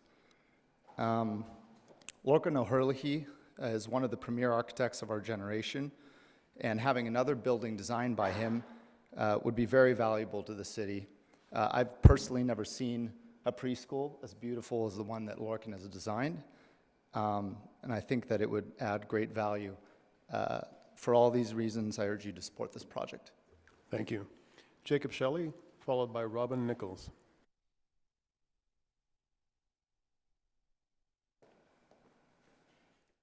Jacob Shelley, West Hollywood.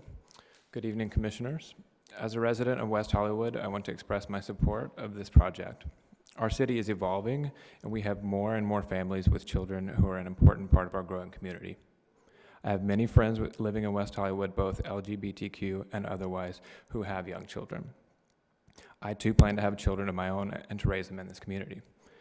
It is extremely important for our community to have access to quality early childhood education facilities within the city of West Hollywood itself. Opposing arguments of traffic and noise are unwarranted. Traffic and noise are a part of a city, living in a city. But even with that being said, that there should be little concern of either with the well thought out design of this project. This is already considered a noisy street. The worry of preschool children causing more noise for any neighbors than the street itself or rooftop parties at the neighboring London Hotel is unreasonable. I think that having a preschool of this caliber in our city is only beneficial and a highlight to our community. Thank you. Thank you. Robin Nichols, followed by Krista Miaz. Good evening. Robin Nichols, Los Angeles. I'm here to strongly support the building of this preschool. I live 10 minutes away from the proposed location. I have 2 young children who are 3 and 5 years old, both of whom have attended preschool in West Hollywood since 2016. The shortage of high-quality, child-centered preschools close to my home made the school search very difficult. It's been my experience that there are increasing number of families with young children in this neighborhood, and the number of preschool options should keep pace with the changing demographics. My husband and I looked at a lot of schools, knowing that the admissions process was very competitive and that there were far fewer spots than there were families who needed them. As a result, I know of many families traveling great distances from the neighborhood to find preschools to fit their needs. Providing this preschool option in West Hollywood would be an incredible asset to local families with young children and the surrounding community. I'm here speaking on behalf of multiple parents who would have been here but couldn't find coverage for childcare tonight. Thank you for your time. Thank you. Krista Miaz, followed by Stephanie Harker. Hi, thank you. You guys used a lot of technical terms today. I don't know what any of them meant. Thank you. I was saying you used a lot of technical terms today. I don't know what many of them meant. I appreciate that Can you state your name and city of residence? I got excited. Christy Mraz, not even close to what's up there. My spelling, sorry. And I am here to talk about being in full support of the preschool. So I'm glad that this commission exists to figure out all the problems that I can't understand, right? What I do understand is kids. My position to this project is, in my experience, I'm a 20-year veteran teacher in early childhood. I have to say operating a lift would probably be the easiest part of my day compared to virtually everything else I tackle. I am an author of books about early childhood education, and I am a parent of a 2.5-year-old who is currently not going to bed. So on all accounts, I have something to say about this project. What I would like to say is that though I don't understand all the things being said about traffic and about things about noise and all that, what I do know is that you have an opportunity here to make a massive difference. Providing early childhood education isn't just a right for the families of West Hollywood, it's a revolutionary act. When we provide early childhood, we reduce the amount of future crime, we better prepare kids for the academic schooling, and we level the playing field that socioeconomic status can sometimes provide. Why here? Because community schools communicate community values. Why ship the kids of West Hollywood to other neighborhoods? Why not have them here where the families, the beliefs, everything West Hollywood stand for is represented on a daily basis? More family involvement, more opportunities to participate in the community, more opportunities to be a part of the activism and the empowerment that is part of this community. I don't have anything to say about traffic. I don't have anything to say about sound, but I have everything to say about your decision impacting the lives of the children that will make tomorrow, right? They don't need to go to Beverly Hills. They don't need to go to anywhere else in the vicinity. They can go right here and become the future of West Hollywood. That's all I have to say, except for that I enjoyed all the diagrams. Thank you. Krista, Krista?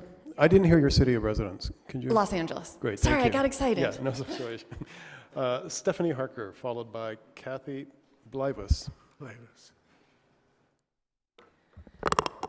Stephanie Harker, City of West Hollywood. First, let me say that I agree that West Hollywood needs more preschools. In fact, most of the county could probably use more schools. But I do have serious concerns about several aspects of this project. Certainly the entrance and exit of a possible up to 70 family cars, as well as vehicles for administrators and staff, as astutely detailed by John Viscott in his letter and his comments this evening. I also read in a letter from California Safe Schools that was, I believe, in the staff report, that there are serious safety conditions for 72 students in case of emergencies. including students, staff, and teachers, particularly earthquakes. In which case, the elevator would become inoperable, and if it was a serious quake, it would have all children's staff not on the ground floor trapped in the building. This is not dissimilar to a soft story structure, and while I'm sure it will be constructed with collapse in mind, but I suspect those stacked staff parking spots would not fare well. This building, or this lot, is approximately 1/2 block from the Hollywood Fault line, which runs east-west the length of Sunset Boulevard. My other major concern is the lack of enough outdoor playground space that could accommodate the large numbers of young, active students. There are endless studies of the need for children to be outside for X amount of hours per day, and I don't see that this would accommodate that number of students. Perhaps this should go back to the planning stage with a scaled-down project. Thank you. Thank you. Kathy Blivus, our last speaker.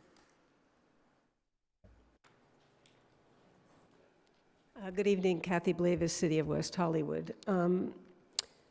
I too don't have any objection to preschools in West Hollywood. We need them. I don't have any children of my own, but I certainly see the need. I'm just here tonight to voice my concerns that are very similar to the concerns of a lot of our commissioners this evening. I also live on Vista Street, a very small West Hollywood street, and on the corner of Vista and Lexington is exactly the type of preschool that the applicant was referring to.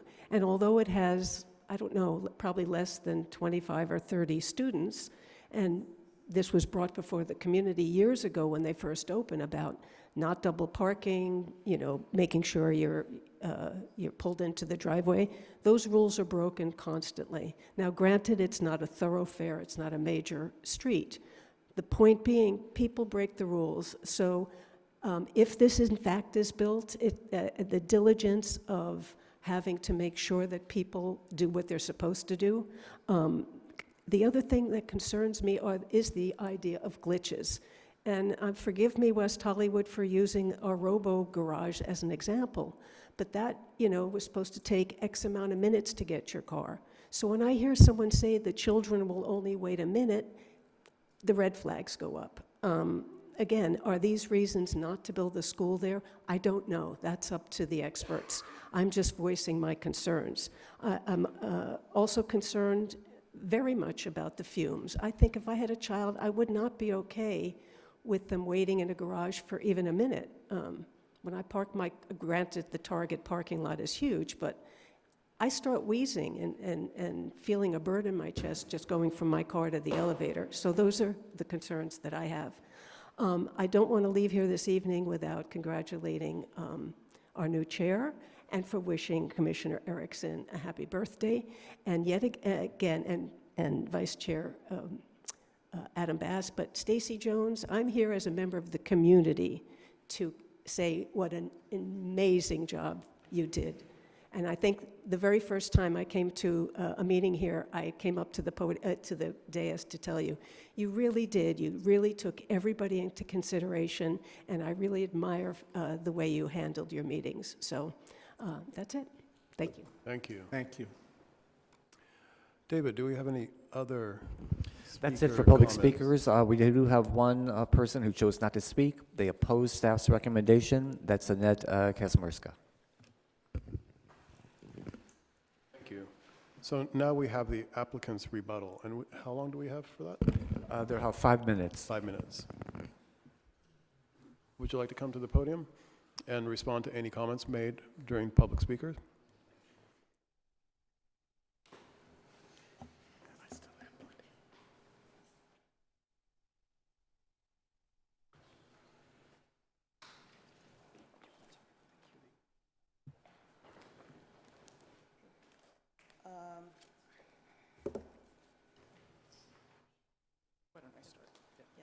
Ian Dickinson. I'm also from the Architect's Office, City of Los Angeles. So I just wanted to address quickly some of the comments, questions earlier from the commission, specifically Commissioner Erickson's in regards to the construction staging. So those are set criteria for hours why a school is in operation. And so all of the loading, unloading, drop-off, pickup, and everything will happen on off hours. It doesn't pertain specifically to the school year. And we'll, of course, meet all the regulations in our construction mitigation plan that are set by LAUSD and the city. And those are things that are confirmed further down the road. In regards to the attendant training, this is the same training that attendant would receive in a commercial operation as well. That's quite obviously not a commercial operation. All of the parking spaces that are going to be lift operated are dedicated for staff. There are going to be measures taken to try to encourage staff to not use those lifts, but in the event they are going to be using them, they will receive the same training that any commercial facility would receive as well. In regards to your the clearances for the sprinkler system, those are things that will be worked through in greater depth and detail during plan check and during the construction document process. But of course, all the clearances will be met. And stackers usually have built-in fire suppression systems that can be added to them as well. So it could be an integral part of that system, but clearances will be met as well. In regards to the ventilation, as mentioned by my colleague, it'll be fully ventilated and complied. We have a mechanical engineer that deals with air safety and the appropriate fresh air ventilation, air movement, and filtration systems will be in place to be able to make sure that there aren't any issues there. I'm going to leave for Mr. Viscott's comments about the turn radius and the concerns about backups to my colleague here as well. In regards to Stephanie's comments about the earthquakes and the structural design, quite obviously the building will be built with full code compliance for California. We work in Hollywood quite a bit and are very familiar with the requirements that are set based upon distance from the fault line within this area. And so the building will be built with full structural design. It is not a soft story design. The egress for the building is built actually in excess of what the requirements are to be able to make sure that people could get to safe spaces of respite and also be able to get out of the building successfully. And then also smoke and ventilation is also increased in a preschool from what is typically required from city codes. Thank you. Just real quickly about addressing concern about queuing on San Vicente. You know, traffic data collection, if you go out every single day and count every single hour, it will always be different. And there will be moments, obviously, during special events or, you know, towards the weekend when the activities pick up. But during, I mean, our approach was that we basically capture across 5 weekdays that covers the days and hours that the school normally would operate, and we slice through and find the highest day in order to conduct that analysis to be conservative.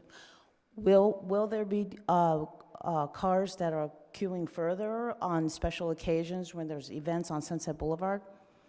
Probably. I mean, these things do happen. I mean, there are things that spike traffic from time to time, but the methodology to analyze the traffic impact is sound and standardized in this way, and it's always, we follow procedures in every which way that's set forth in this municipality and in this state. So I just wanted to mention that. Thank you. And you can't see the time, but 1 minute. Just in regards to the parents breaking the rules, I mean, in this case, think about what's really going to happen. If a parent's breaking the rules, it's not going to be them double parking on San Vicente and trying to run their child in. It's going to be them coming down the lot and double parking somewhere in my lot, like they're going to turn the corner, exit the queue, and try to go somewhere. And that's why we're going to open up stalls if we see people doing that. It's very simple. You know, if in the proposal, if you consider what I explained regarding the worst case scenario, if we see that we're having problems with cars, what are we going to do? We're going to open up the non-lift stalls, and we're going to have people park. Everybody knows which caregiver takes a long time. Everybody knows who's late. I'm the one who's always late, so everybody knows that at my kids' school. you know, because people follow the same patterns, and I would probably just take a spot and park and say, oh, you have a spot to offer, I'm taking it. And that's the kind of communication that we would have. Dropping off your child does not take 30 minutes. Dropping off your child should not take 30 minutes. Most schools because of separation, try to cut that down to a few minutes at max. So just to consider, these are, yeah, thanks. Thank you. Okay, so. I have a question of the applicant before she sits down, if I might. Okay, Vice Chair. You're suggesting that if there is queuing on San Vicente, that you'd open up a couple of the parking spots for... No, I'm saying if we find at any point that there is queuing on San Vicente, we're changing our practice completely. We're committed to not having queuing on San Vicente, period. One of the If I have not suggestions... been clear, I am sorry. But I believe one of the suggestions you offered was to open some of the parking... Stalls, yes. Stalls? Yeah. So where would those employees park if you open those stalls? It was listed on my slide. I apologize, I didn't say it for a lack of time. I missed it. We would secure off-site parking, and we would offer incentives for people to take public transportation or to carpool. Okay. Or mass transit, I think it's Thank called. you. Sure, of course. Thank you. Okay, so it's time for us to deliberate and have a discussion. I'm going to close public comment, public hearing, and keep it, I'm going to close public comment and keep public hearing open in case we have any questions.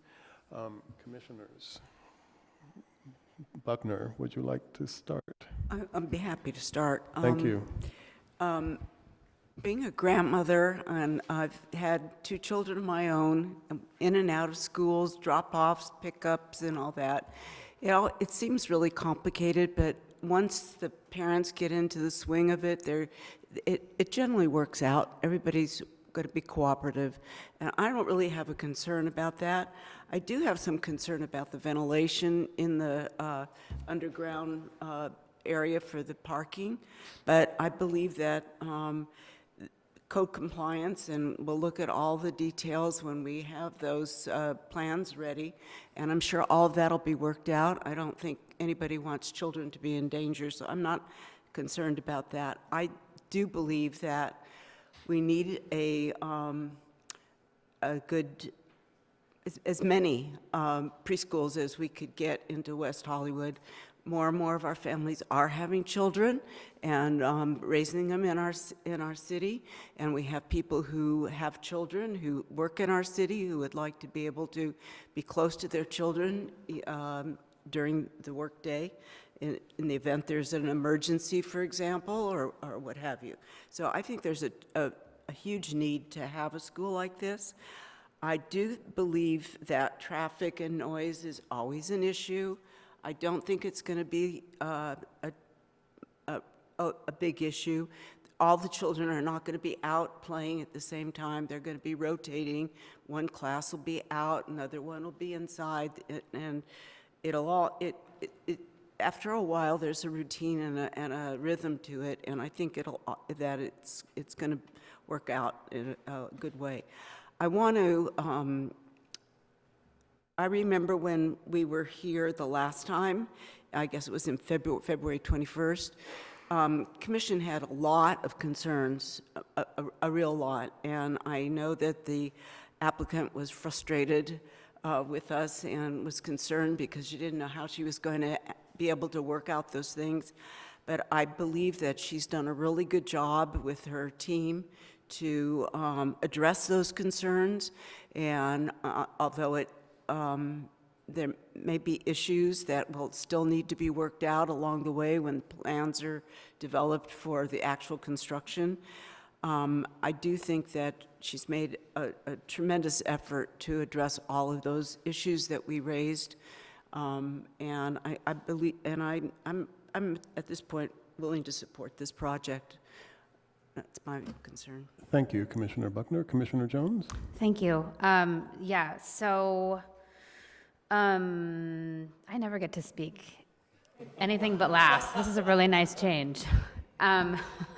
So I just, first of all, want to commend the applicant. I was chair at the last meeting where we heard your project originally, and I just want to say you're obviously very well prepared.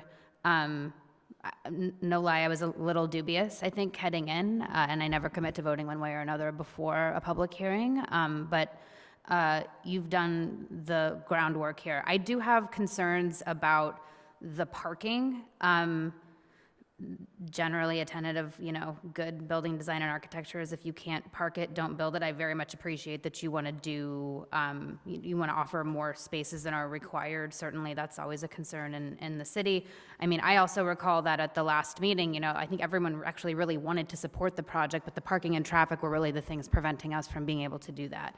Candidly, whatever goes into this lot is going to have some kind of traffic flow with it. And I'm personally comfortable with the plan that you've proposed and the revisions that you've made to it.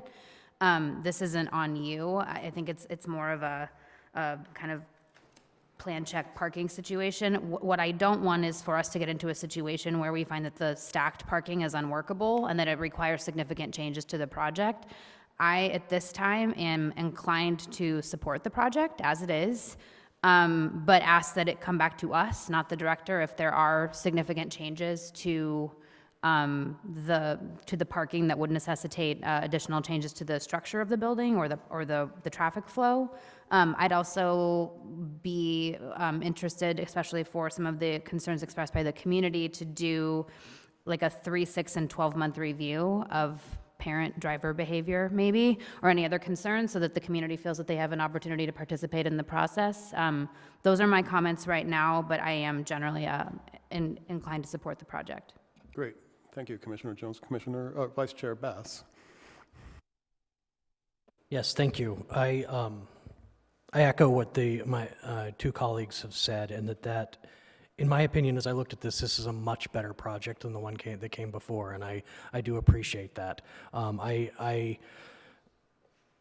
feel like a lot of the concerns that were raised by my colleagues were addressed, and I believe that the suggestions that Commissioner Jones made just now are things we should definitely consider as changes, and I just want to make sure that the condition change that Antonio mentioned at the beginning, that we take out the second sentence of that condition so that we don't have conditions conflicting with each other, are included.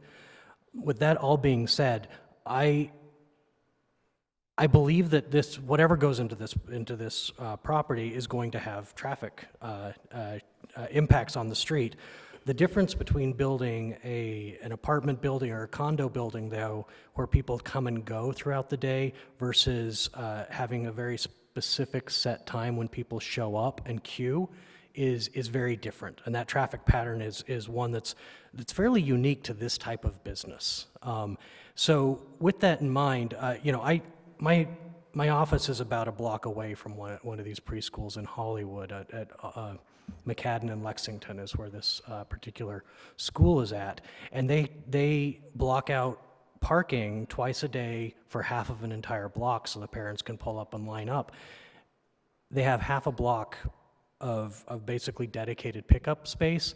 They turn the corner, they go down Fountain, and sometimes all the way to the intersection at Highland on Fountain, even though they have all of those spots. And I believe what ends up happening is, one parent's like, let me just run this in real quick, and this parent says, let me just ask the teacher a question really quickly, or this kid is having a hard time, saying goodbye to their friend. I don't see it in the morning. I think pickup goes very quickly, but in the evening, pickup time, their drop-off goes quickly, pickup time does not. So I believe that all of the good intentions are there, and I believe that if everything operates as designed in this plan, it would. But as somebody who doesn't make a turn very well, and the scrapes on the side of my car will attest to that, I don't think that this will go as planned.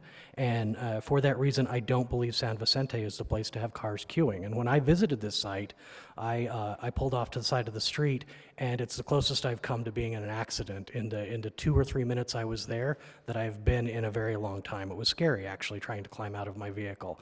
And although I know parents are not going to be climbing out of their vehicles on San Vicente, having that sort of it's just not safe for cars to be stopping there in that red zone if they were going to be turning in.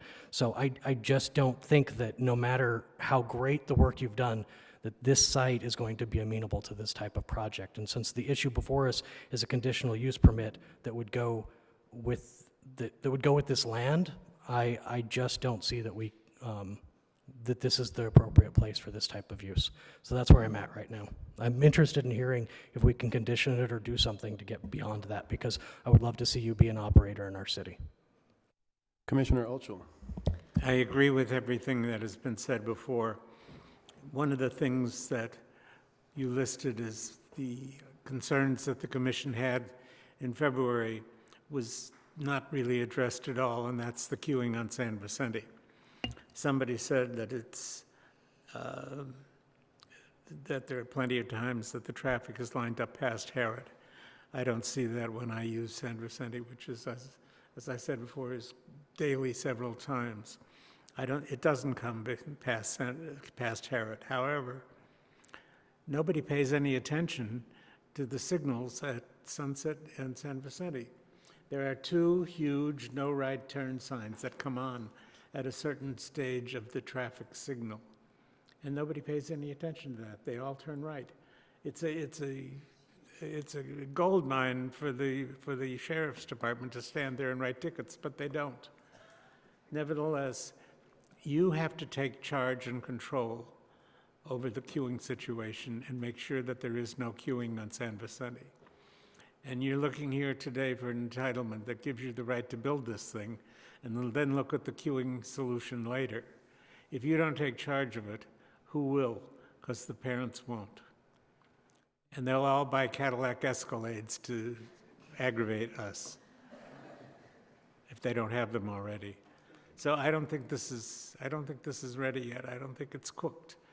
I think the anti-queuing measures should be evolved, should be developed, should be taken to the Transportation Commission also, and then brought here. So I just don't think it's ready. I think you've done a wonderful job on everything else, but I think the main concern should be the queuing situation, and I think there's the LAUSD involvement, that this needs a little bit more time in the oven. Thank you, Commissioner Erickson. Oh, Commissioner Huben-Gardner. Thank you. I want to thank the applicant for really hearing us and really working very hard to address all of the things that we brought up at the last hearing.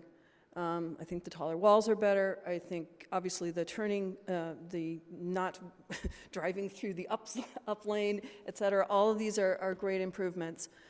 But I too have concerns, and this is a specific purpose building. This is designed to be a school. And if the building fails, the business fails, and none of us want that.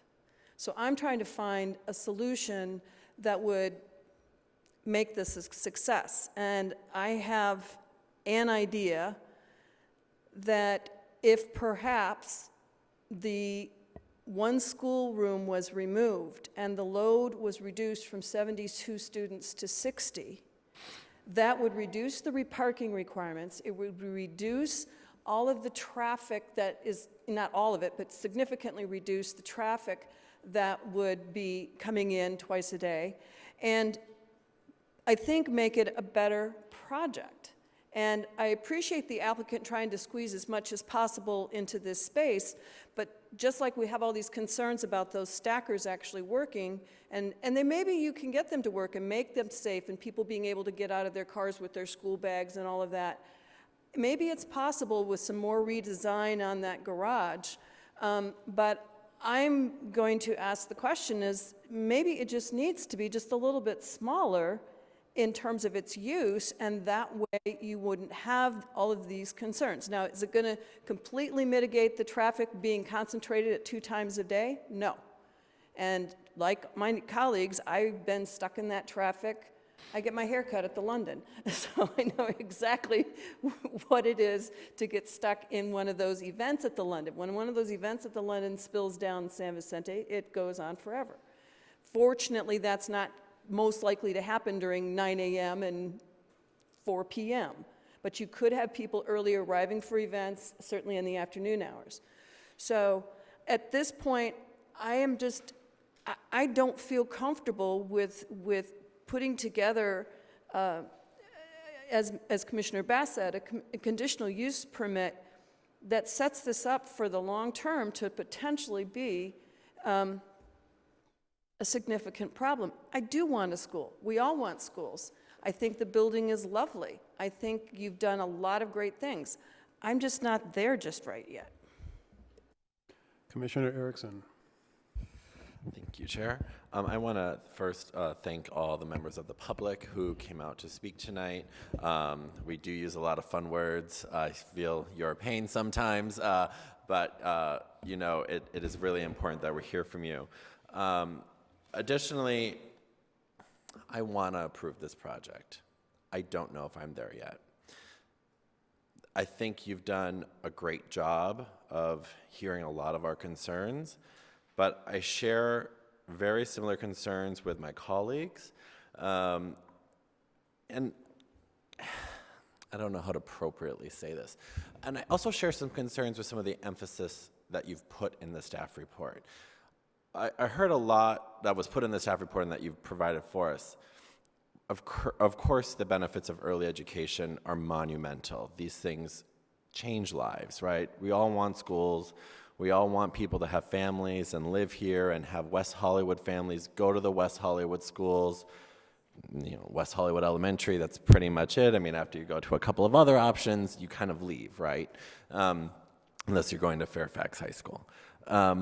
However, you know, when we look at the ways in which this school, I think we're trying to put it there, and I just don't know if it works. And so in regards to some of the comments that were made, you know, the benefits of having a school in West Hollywood are great. That's not our job here. Our job here is to make sure that this works and that this fits into the code. And I look at every project like a box. David Agai, when I met with him after I took over with him, always talked to me about how do the codes, how does everything fit into the box in which we are responsible legally to approve, right? And I'm trying to put a lid on that box right now, and I can't get it to shut because there are aspects of this project that just don't work. It's the queuing, it's the, I share Commissioner Hooper-Gardner's concerns with trying to find a way to make it work.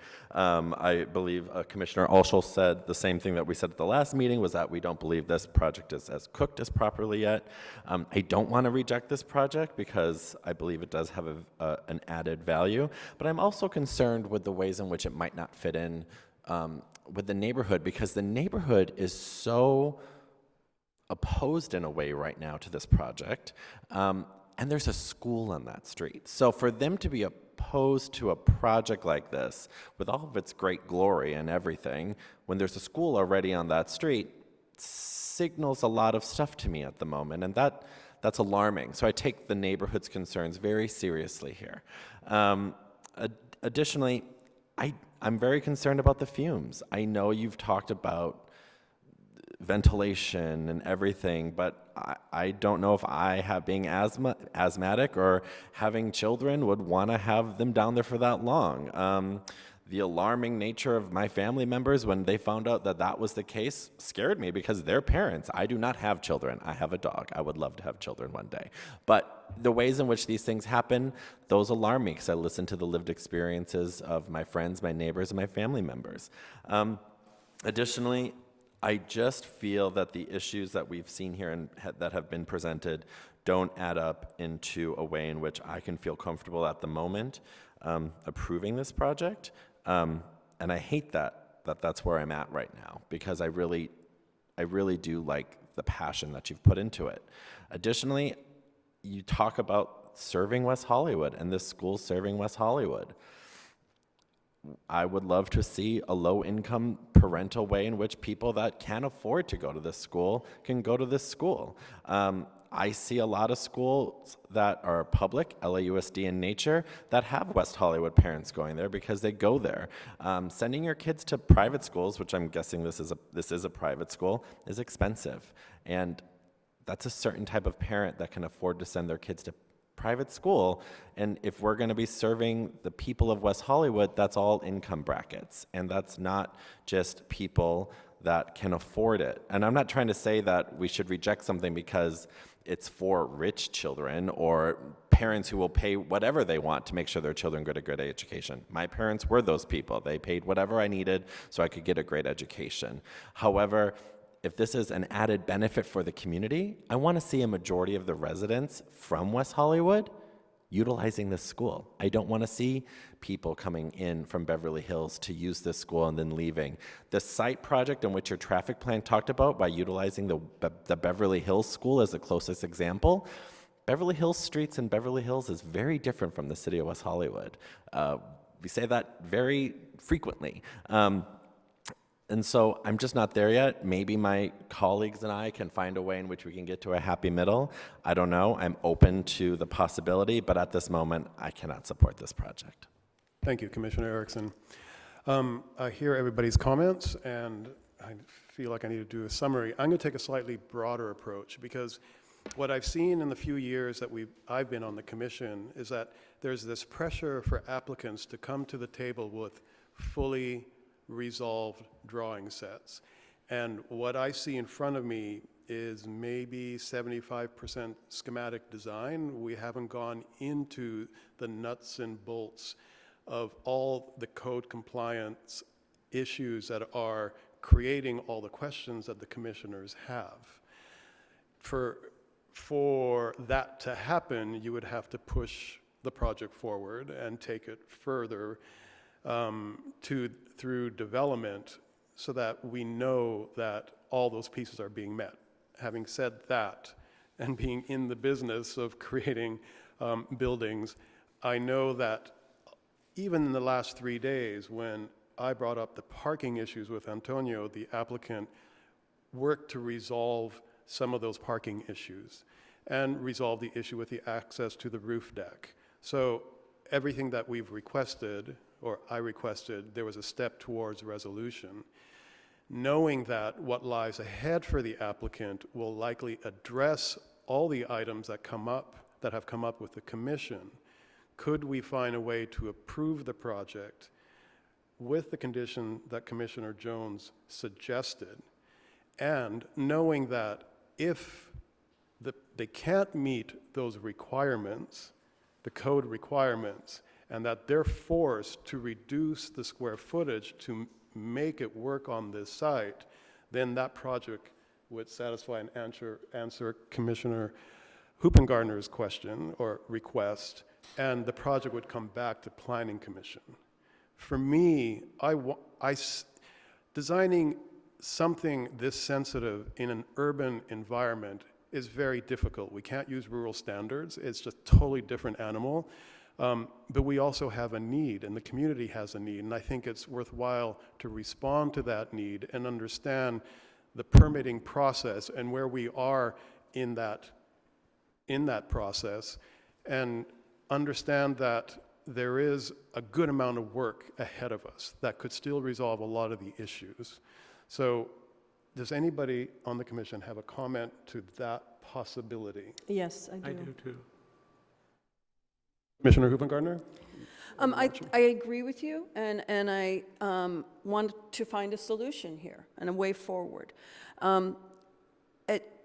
One of my concerns, and I was trying to find exactly where the modification, Tony, you put into the new, in the future, please redline or highlight what you've changed when you give us a last-minute thing so we know where to look to see what's changed.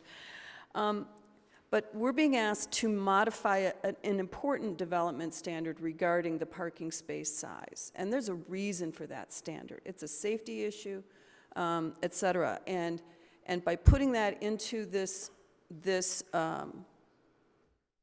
approval, I think we're setting a bad precedent. And I would be inclined to do what you're saying, Rogerio, and move this forward without the modification so that parking is addressed one way or another, and that the standards are met, and then, yes, leave it to the architects to figure out how to move their beams, how to move their columns, how to move their stairwells, in a way that accommodates the parking and the flow.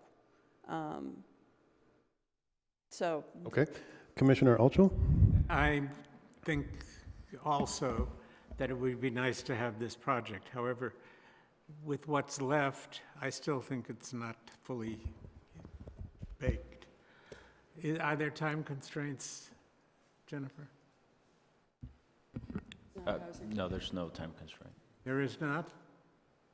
It's not housing. Could we take a 10-minute break to see if the staff's discussion with the applicant might result in a continuance for them to look at the present concerns and they're solving them within, say, 30 or 45 days or 60 days? Sorry, I'm not understanding that, Commissioner Altschul. Yeah. I'm not understanding your request. What Can in you particular restate it? do you want them to Requesting a resolve? small break for the staff to discuss with the applicant to see if they can resolve our concerns, come back within about 60 days and have a response. We'll get back to you, Commissioner Altschul. Commissioner Jones, and then we'll have a discussion. I have a question about the parking. Maybe this is, antithetical to what we normally hear, but I'm not the chair anymore, so I don't have to speak for the entire commission. I just got ink all over my hand, sorry. It's one of those nights. Would it be harebrained to just suggest that you reduce the parking down to 7 spaces or 8 spaces? 7 spaces are required, correct? Correct. Correct. I mean, maybe I'm oversimplifying the issue, but would that satisfy some of the issues that folks on the commission have? I mean, if we're going to have a discussion about it, I think this goes back to my general question of projects coming to the commission at the stage that they're at, and are we going to start requiring projects be fully baked before they come to the commission? And this also responds to Commissioner Altschul's, giving staff 30, 60 days to work with the applicant. They're going to take that anyways because that's what lies ahead of the future of permitting this project. So I think that is going to happen. I think we can trust staff to work that process, and if the applicant can't meet the requirements, then there's going to be a redesign and that project has to come back. So I think we are safe to be able to satisfy both needs. I'd just like to be clear, though, that it was incumbent upon us to bring forth the fact that that roof deck was not ADA compliant. Yeah. And that was significant. And I guess the good news is it reduced the parking requirement by removing that use on the roof. But that's a significant change. And you're taking responsibility for making that change? I mean, No, that's no, something no, that will no. come up with No. the staff review, though. That should have been dealt with before it came to us, is my point. In the development of these type of projects, there's always so many issues that need to be worked out that there is a possibility that they weren't trying to bait and switch here, that it just hadn't gotten to that. I'm not I saying see- anybody was baiting or switching. I'm just saying that it wasn't ADA compliant. However, Mr. Chair, basically, you're saying the same thing I was saying early on, is that it looks like, there's a lot of work that still needs to be done, and if there's a major change in the design, then they're going to have to come back to, we'll condition it so that they come back to our commission to do it. I agree. There's a lot yet to be done. And these are not final plans by any means. I mean, we're far from it. So Mr. Chair. I'm still inclined at this point to support it. I do think that in any event, if there's a major change in the design, they're going to have to come back to commission. So I'm still thinking we can go ahead and prove this at this point. Thank you, That's my Commissioner view. Buckner. Commissioner Erickson. I guess that's the problem, though, right? That I think some of us are having. And Commissioner also said, I hear what Chair Cavallaro is saying, that we expect projects to come at us at a certain level, right? And that's difficult. However, they do come at us at a certain level, and we, in rare occasions, but one mostly because they involve housing, and so we have to approve them regardless, no matter what. unless, never mind, I won't go there. However, this is a project that we can get right.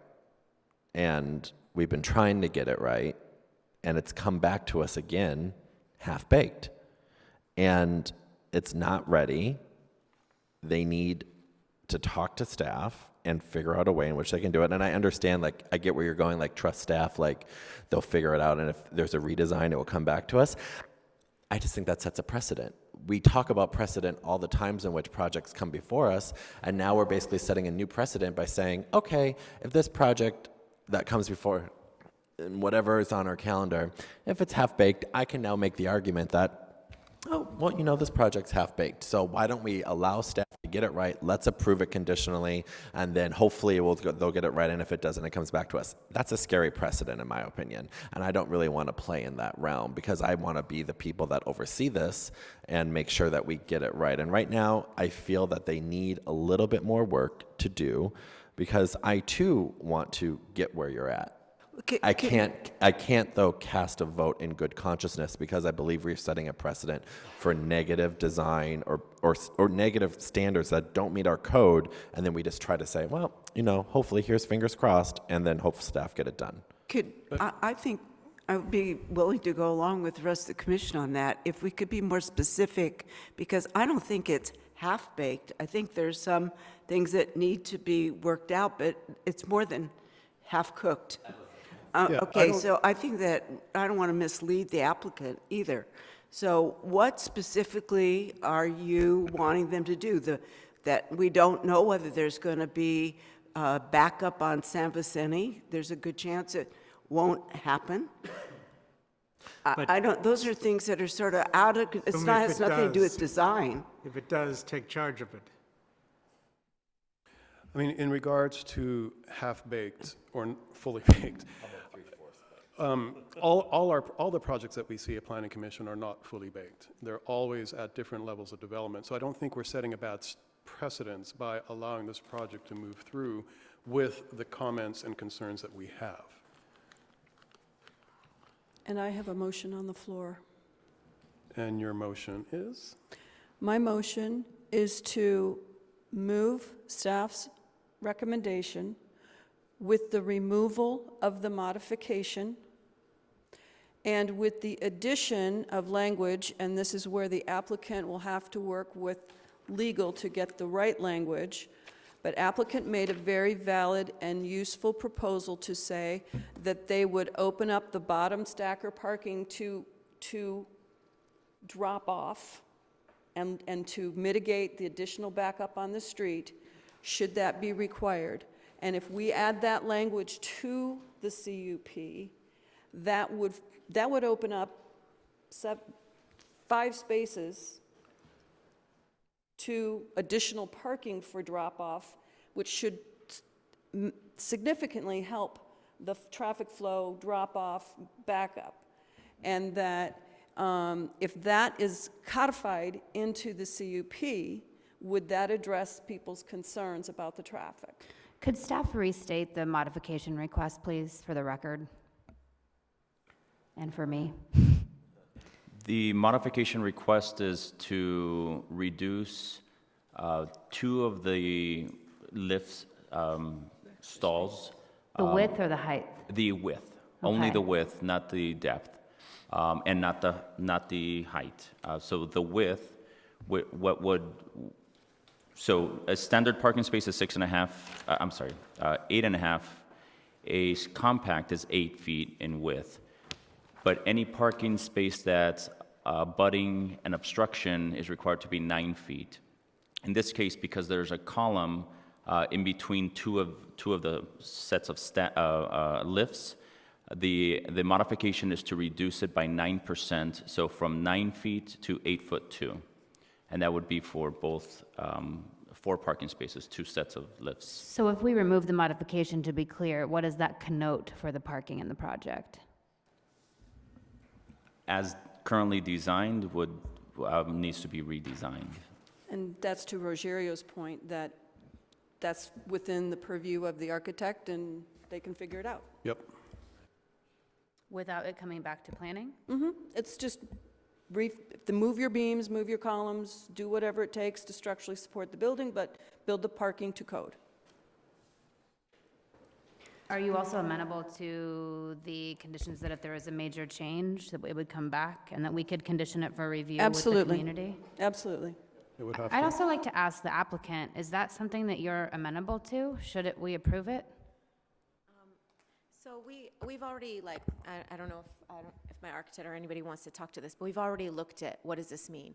We're asking to reduce the size of the compact stall for this modification, specifically because this code is intended for an obstruction that prevents you from opening and closing your doors, and the placement of our column doesn't actually impact that.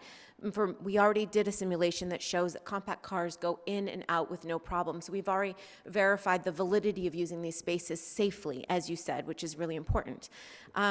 So we've gone through that. And if you guys decide not to accept the modification, which seems very reasonable on our side because it's just the compact spots and it's still within compact standards, and the placement of this beam, which cannot be moved, just so you know. We tried, obviously that was the first thing we did, which cannot be moved. The placement of it does not obstruct any sort of driving experience with these compact lifts or cars or opening and closing doors. But if you choose not to do accept the modification, we are forced to remove one of the compact spots and increase the size of all of them, therefore losing one of the spots altogether. So what that would mean is we would have, instead of 11 spots, we would have 10 spots, 4 of which would be standard spots with standard lifts, and then the other 2 spots that would remain the same. It is obviously not in my best interest to do that because I feel like that the more spots, the merrier for many reasons. And so I just like the idea of having more, obviously. Right, because but it's I just one think spot. yeah. I just want to know if this is something that we vote at a majority, and I'm not trying to steal your thunder, but I do genuinely want to know. Yeah. Is that something that you're amenable to? If there's no acceptance of the modification, then we will remove a spot, period. Thank you. I was just laying out the reason for which we prefer to have the modification, because we think it's reasonable. And we did the studies first. And I would like to clarify with staff, because it's my I'm a little confused about compact lifts even being allowed to begin with. It was my understanding that were supposed to be standard in this scenario. I'm trying to remember where I saw in the code, but No, the code does not specify, for mechanical lifts, does not specify whether it's a standard or compact.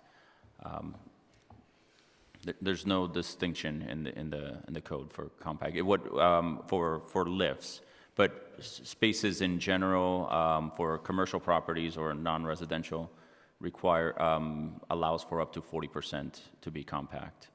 with a lift. Just in general, for all parking requirements. Mr. Chair.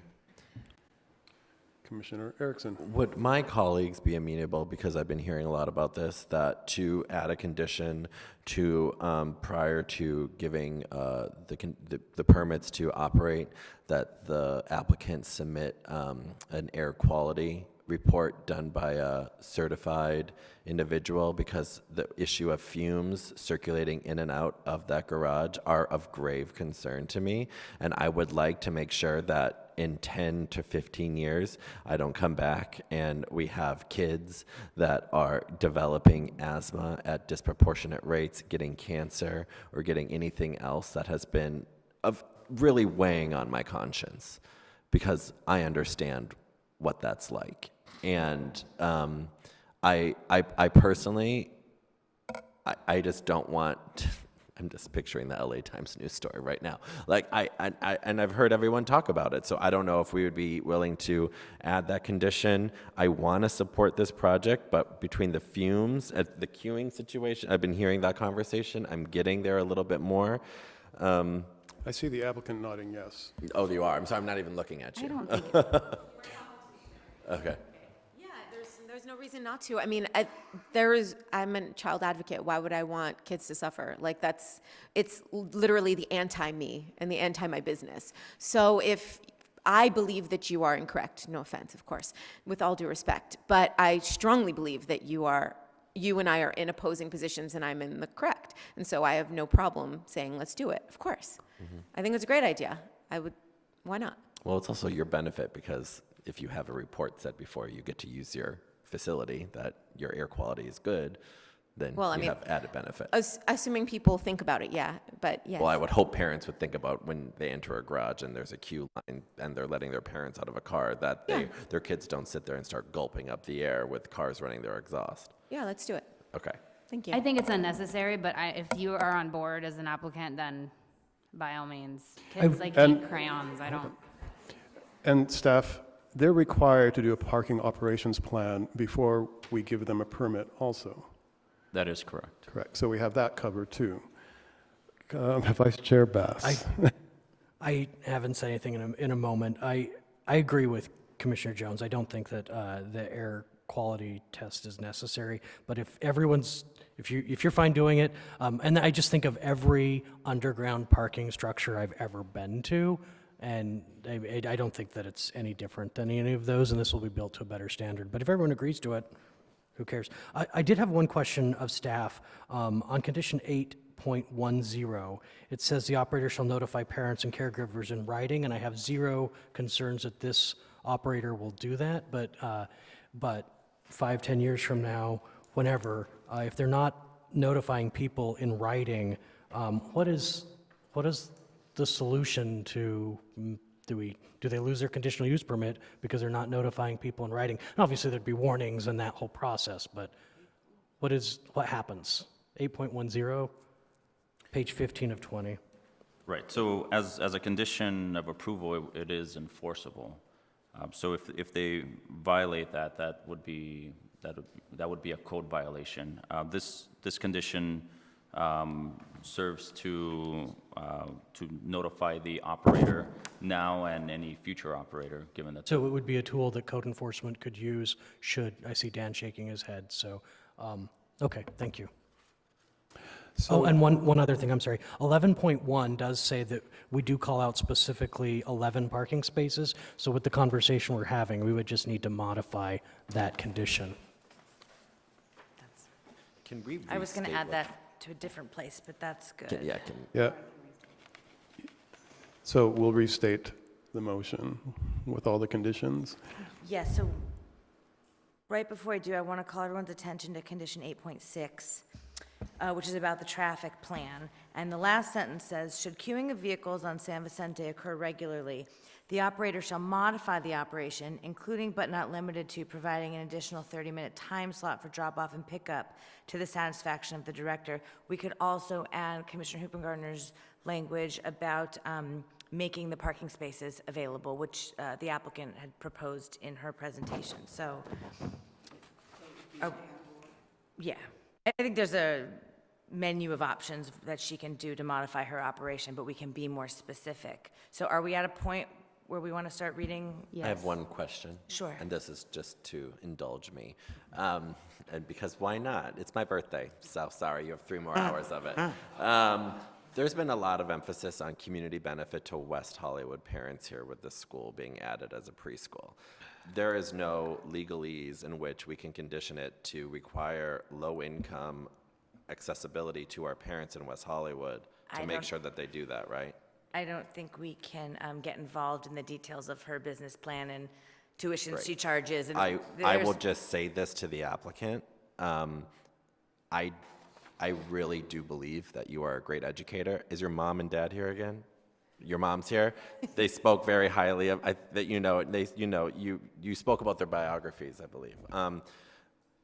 I want, based on all the amazing public comment that came from people that talk about early education and being a community individual here in West Hollywood, as we all are, I want this school to serve West Hollywood students. Anywhere else, we live in a metropolitan urban area. I get it. People that think they live in West Hollywood don't live in West Hollywood, and people that live in West Hollywood don't know they live in West Hollywood, right? We get it. However, I really hope you make a sustained effort to reach out to the community of West Hollywood, and that's our low-income Russian-speaking students, that's our low-income families, that's our middle-income families, that's our very wealthy families, because I believe in your passion, and I'm hearing it, and I've seen it, and I think you're seeing it up here, like you're getting me on your side here, right? Because your passion for this project and schooling does does ring through, right? And I really want this school to be a gym like West Hollywood Elementary School is to the families of our community. People move into West Hollywood to go to that LAUSD school. And it's an LAUSD school, meaning we have a lot of work to do otherwise, you know? And so I want this school to benefit the families of West Hollywood, and I hope you, and I don't speak for my fellow commissioners, this is just me as a person, hopefully wanting to have kids one day and go here. I would love to see them attend this school because I can only imagine the type of students you'll produce. Okay, so Lauren, where are we?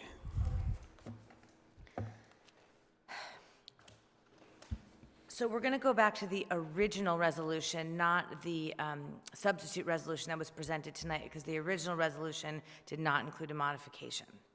That resolution, the one in the packet, condition 8.6, the last sentence could be amended to read as follows.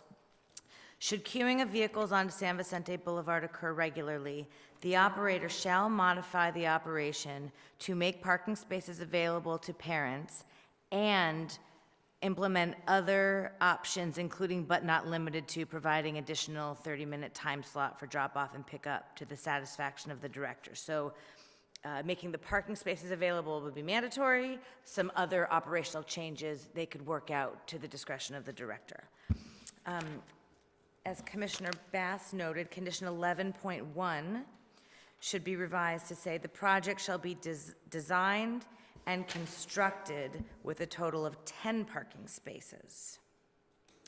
And are the numbers still correct, Tony? Including 8 parking spaces with 4 pairs of mechanical lifts, 2 standard spaces, and 1 van accessible space? Okay.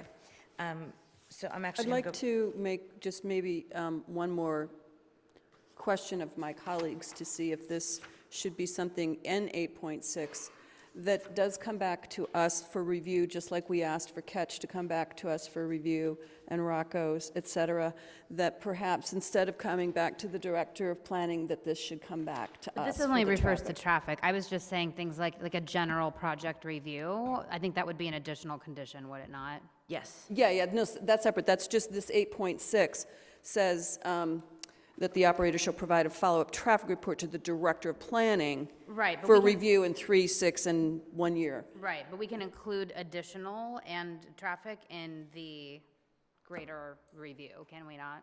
To Planning Commission. Yes. Yes, so the question is, what do you want to see? Is it just the traffic report, or is it an operational report once the building is up and running to see how it's functioning? I think something holistic, so whatever we want to call that, if the rest of the commission is aligned. But an emphasis on the traffic, since that's the big issue. But it wouldn't be at the point where they submit the traffic report, it would be when the business is up Operating. and running, operational. Well, for That's me, different. I would like to see that traffic report come back to the public via this body so that it can be addressed. We have neighbors who are here who are concerned. I want to give them the same vehicle and the same right that we gave other neighbors as relates to Catch and Rocco, et So- cetera. Bring the parking operations plan back to Planning Commission before we give them the Not the plan, permit? the report after the fact. Well, item After which 8.8 fact, though? actually gives it to the director shall review the scheduled. Right, no, and I'm no, saying it should come strike to- director and replace that with planning commission. Yes. So that the 3-month review of the traffic, actual traffic, would come to us and to the public. So the I'd like building to is give it a little operational. longer than Yes. 3 Right, months. yeah, Yes. we're saying the same thing. Yes, yes. So So that's, condition- yeah. Once it's operating. I think we could give it a little bit more than 3 months, maybe 4 months or 6 months. I was thinking 3, 6, and 12, just Yeah, as a general That's review. what this paragraph already says, I is agree. 3, If there are 6, and traffic- 12. If there's going to be a review, public comment about traffic and any commentant concerns will come up at that time. I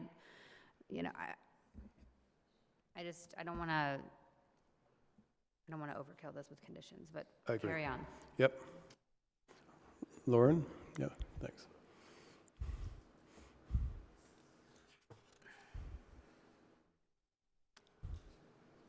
Yeah. So we could revise 8.6.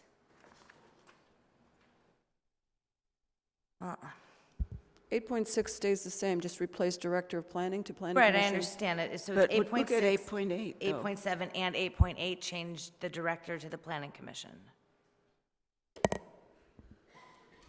Yes.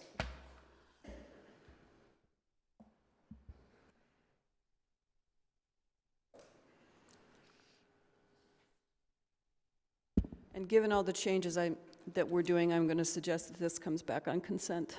Okay.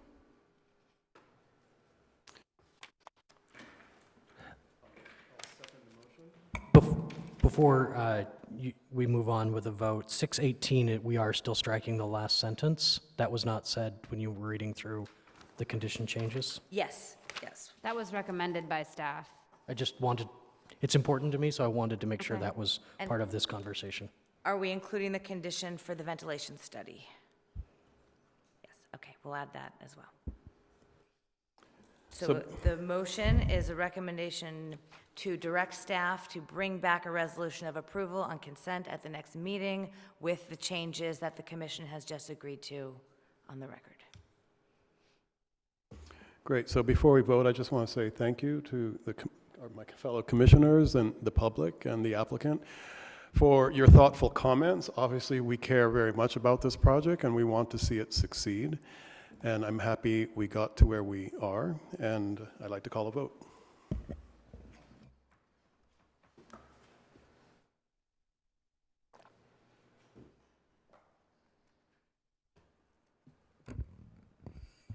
And the motion passes, noting Commissioner Elchel, and Vice Chair Bass voting no. This will be brought back on consent calendar. Thank you.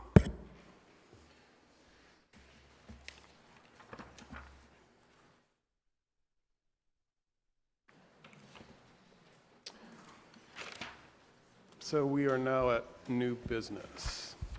And it looks like we have another election. We need to elect one member of Planning Commission for the Census 2020. I would like to nominate Commissioner Erickson. Commissioner Erickson, do you? I love the census, so I'm happy to do it. It is a very critical census, so if no one else wants the, I'm sure, very arduous duty, I'm happy to do it. Well, if that doesn't make a second, then I will formally second it, but you're welcome to second yourself. Thank you for doing that. Yes, thank you. Thank you. Thank you, Commissioner Erickson. Anything else that we need to do on that? I Is that think good? that Just take a vote? on the back, subcommittee management, that should be postponed until after subcommittees are appointed. But those will be appointed at next meeting, and I believe there is a design review and a long-range meeting coming up, are there not? But we can use the ones that are there now. I will be missing the next, well, that's in another item, I don't. Yeah, so do we need to call a vote for the census? Available for the next design David, do we need to review call a committee. vote for the census volunteer?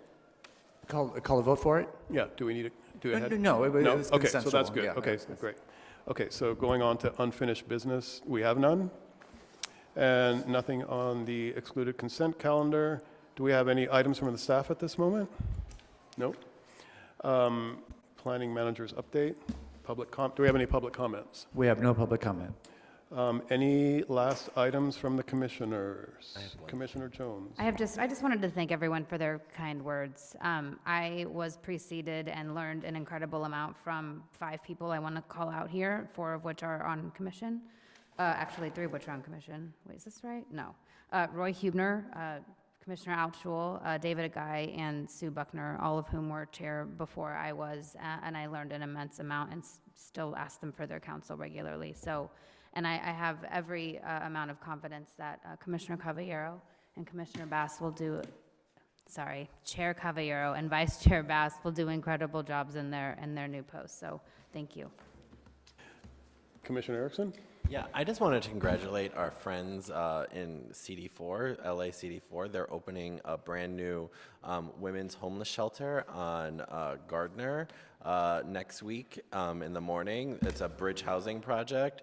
that they've completely redesigned. It's not in the city of West Hollywood, but it's right in a surrounding neighborhood. I actually attended some of the community meetings because I live there, and I think it's actually really stellar that we have individuals that are welcome in our community to make sure that these projects are a priority because homelessness is so critical. And when I saw that news today and read about it, it made me really happy to think about the good work that West Hollywood does, but the good work we could be doing more of, and understanding why these things are important. And when we talk about all these issues regarding what goes in our neighborhoods, it's nice to know that I have a feeling that the consensus would be there to build this type of stuff. So, because they serve a purpose. Thank you. Any other comments? Nope. Subcommittee management. We already know that Commissioner Jones will not be at the next Planning Commission meeting. Are there any other absences? And if there is long range, I won't be at that meeting either. I'm just making a note of that. I'm good for next meeting. Great. I'm good for next week. Me too. Anybody else? Nope. For subcommittee management, will there be any absences in the upcoming meetings? Great.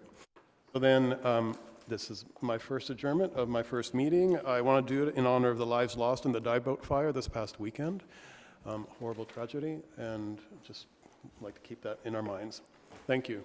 Thank you. And we're adjourned till our next meeting, which is on September, 19? 19, at this regular space. Thank you.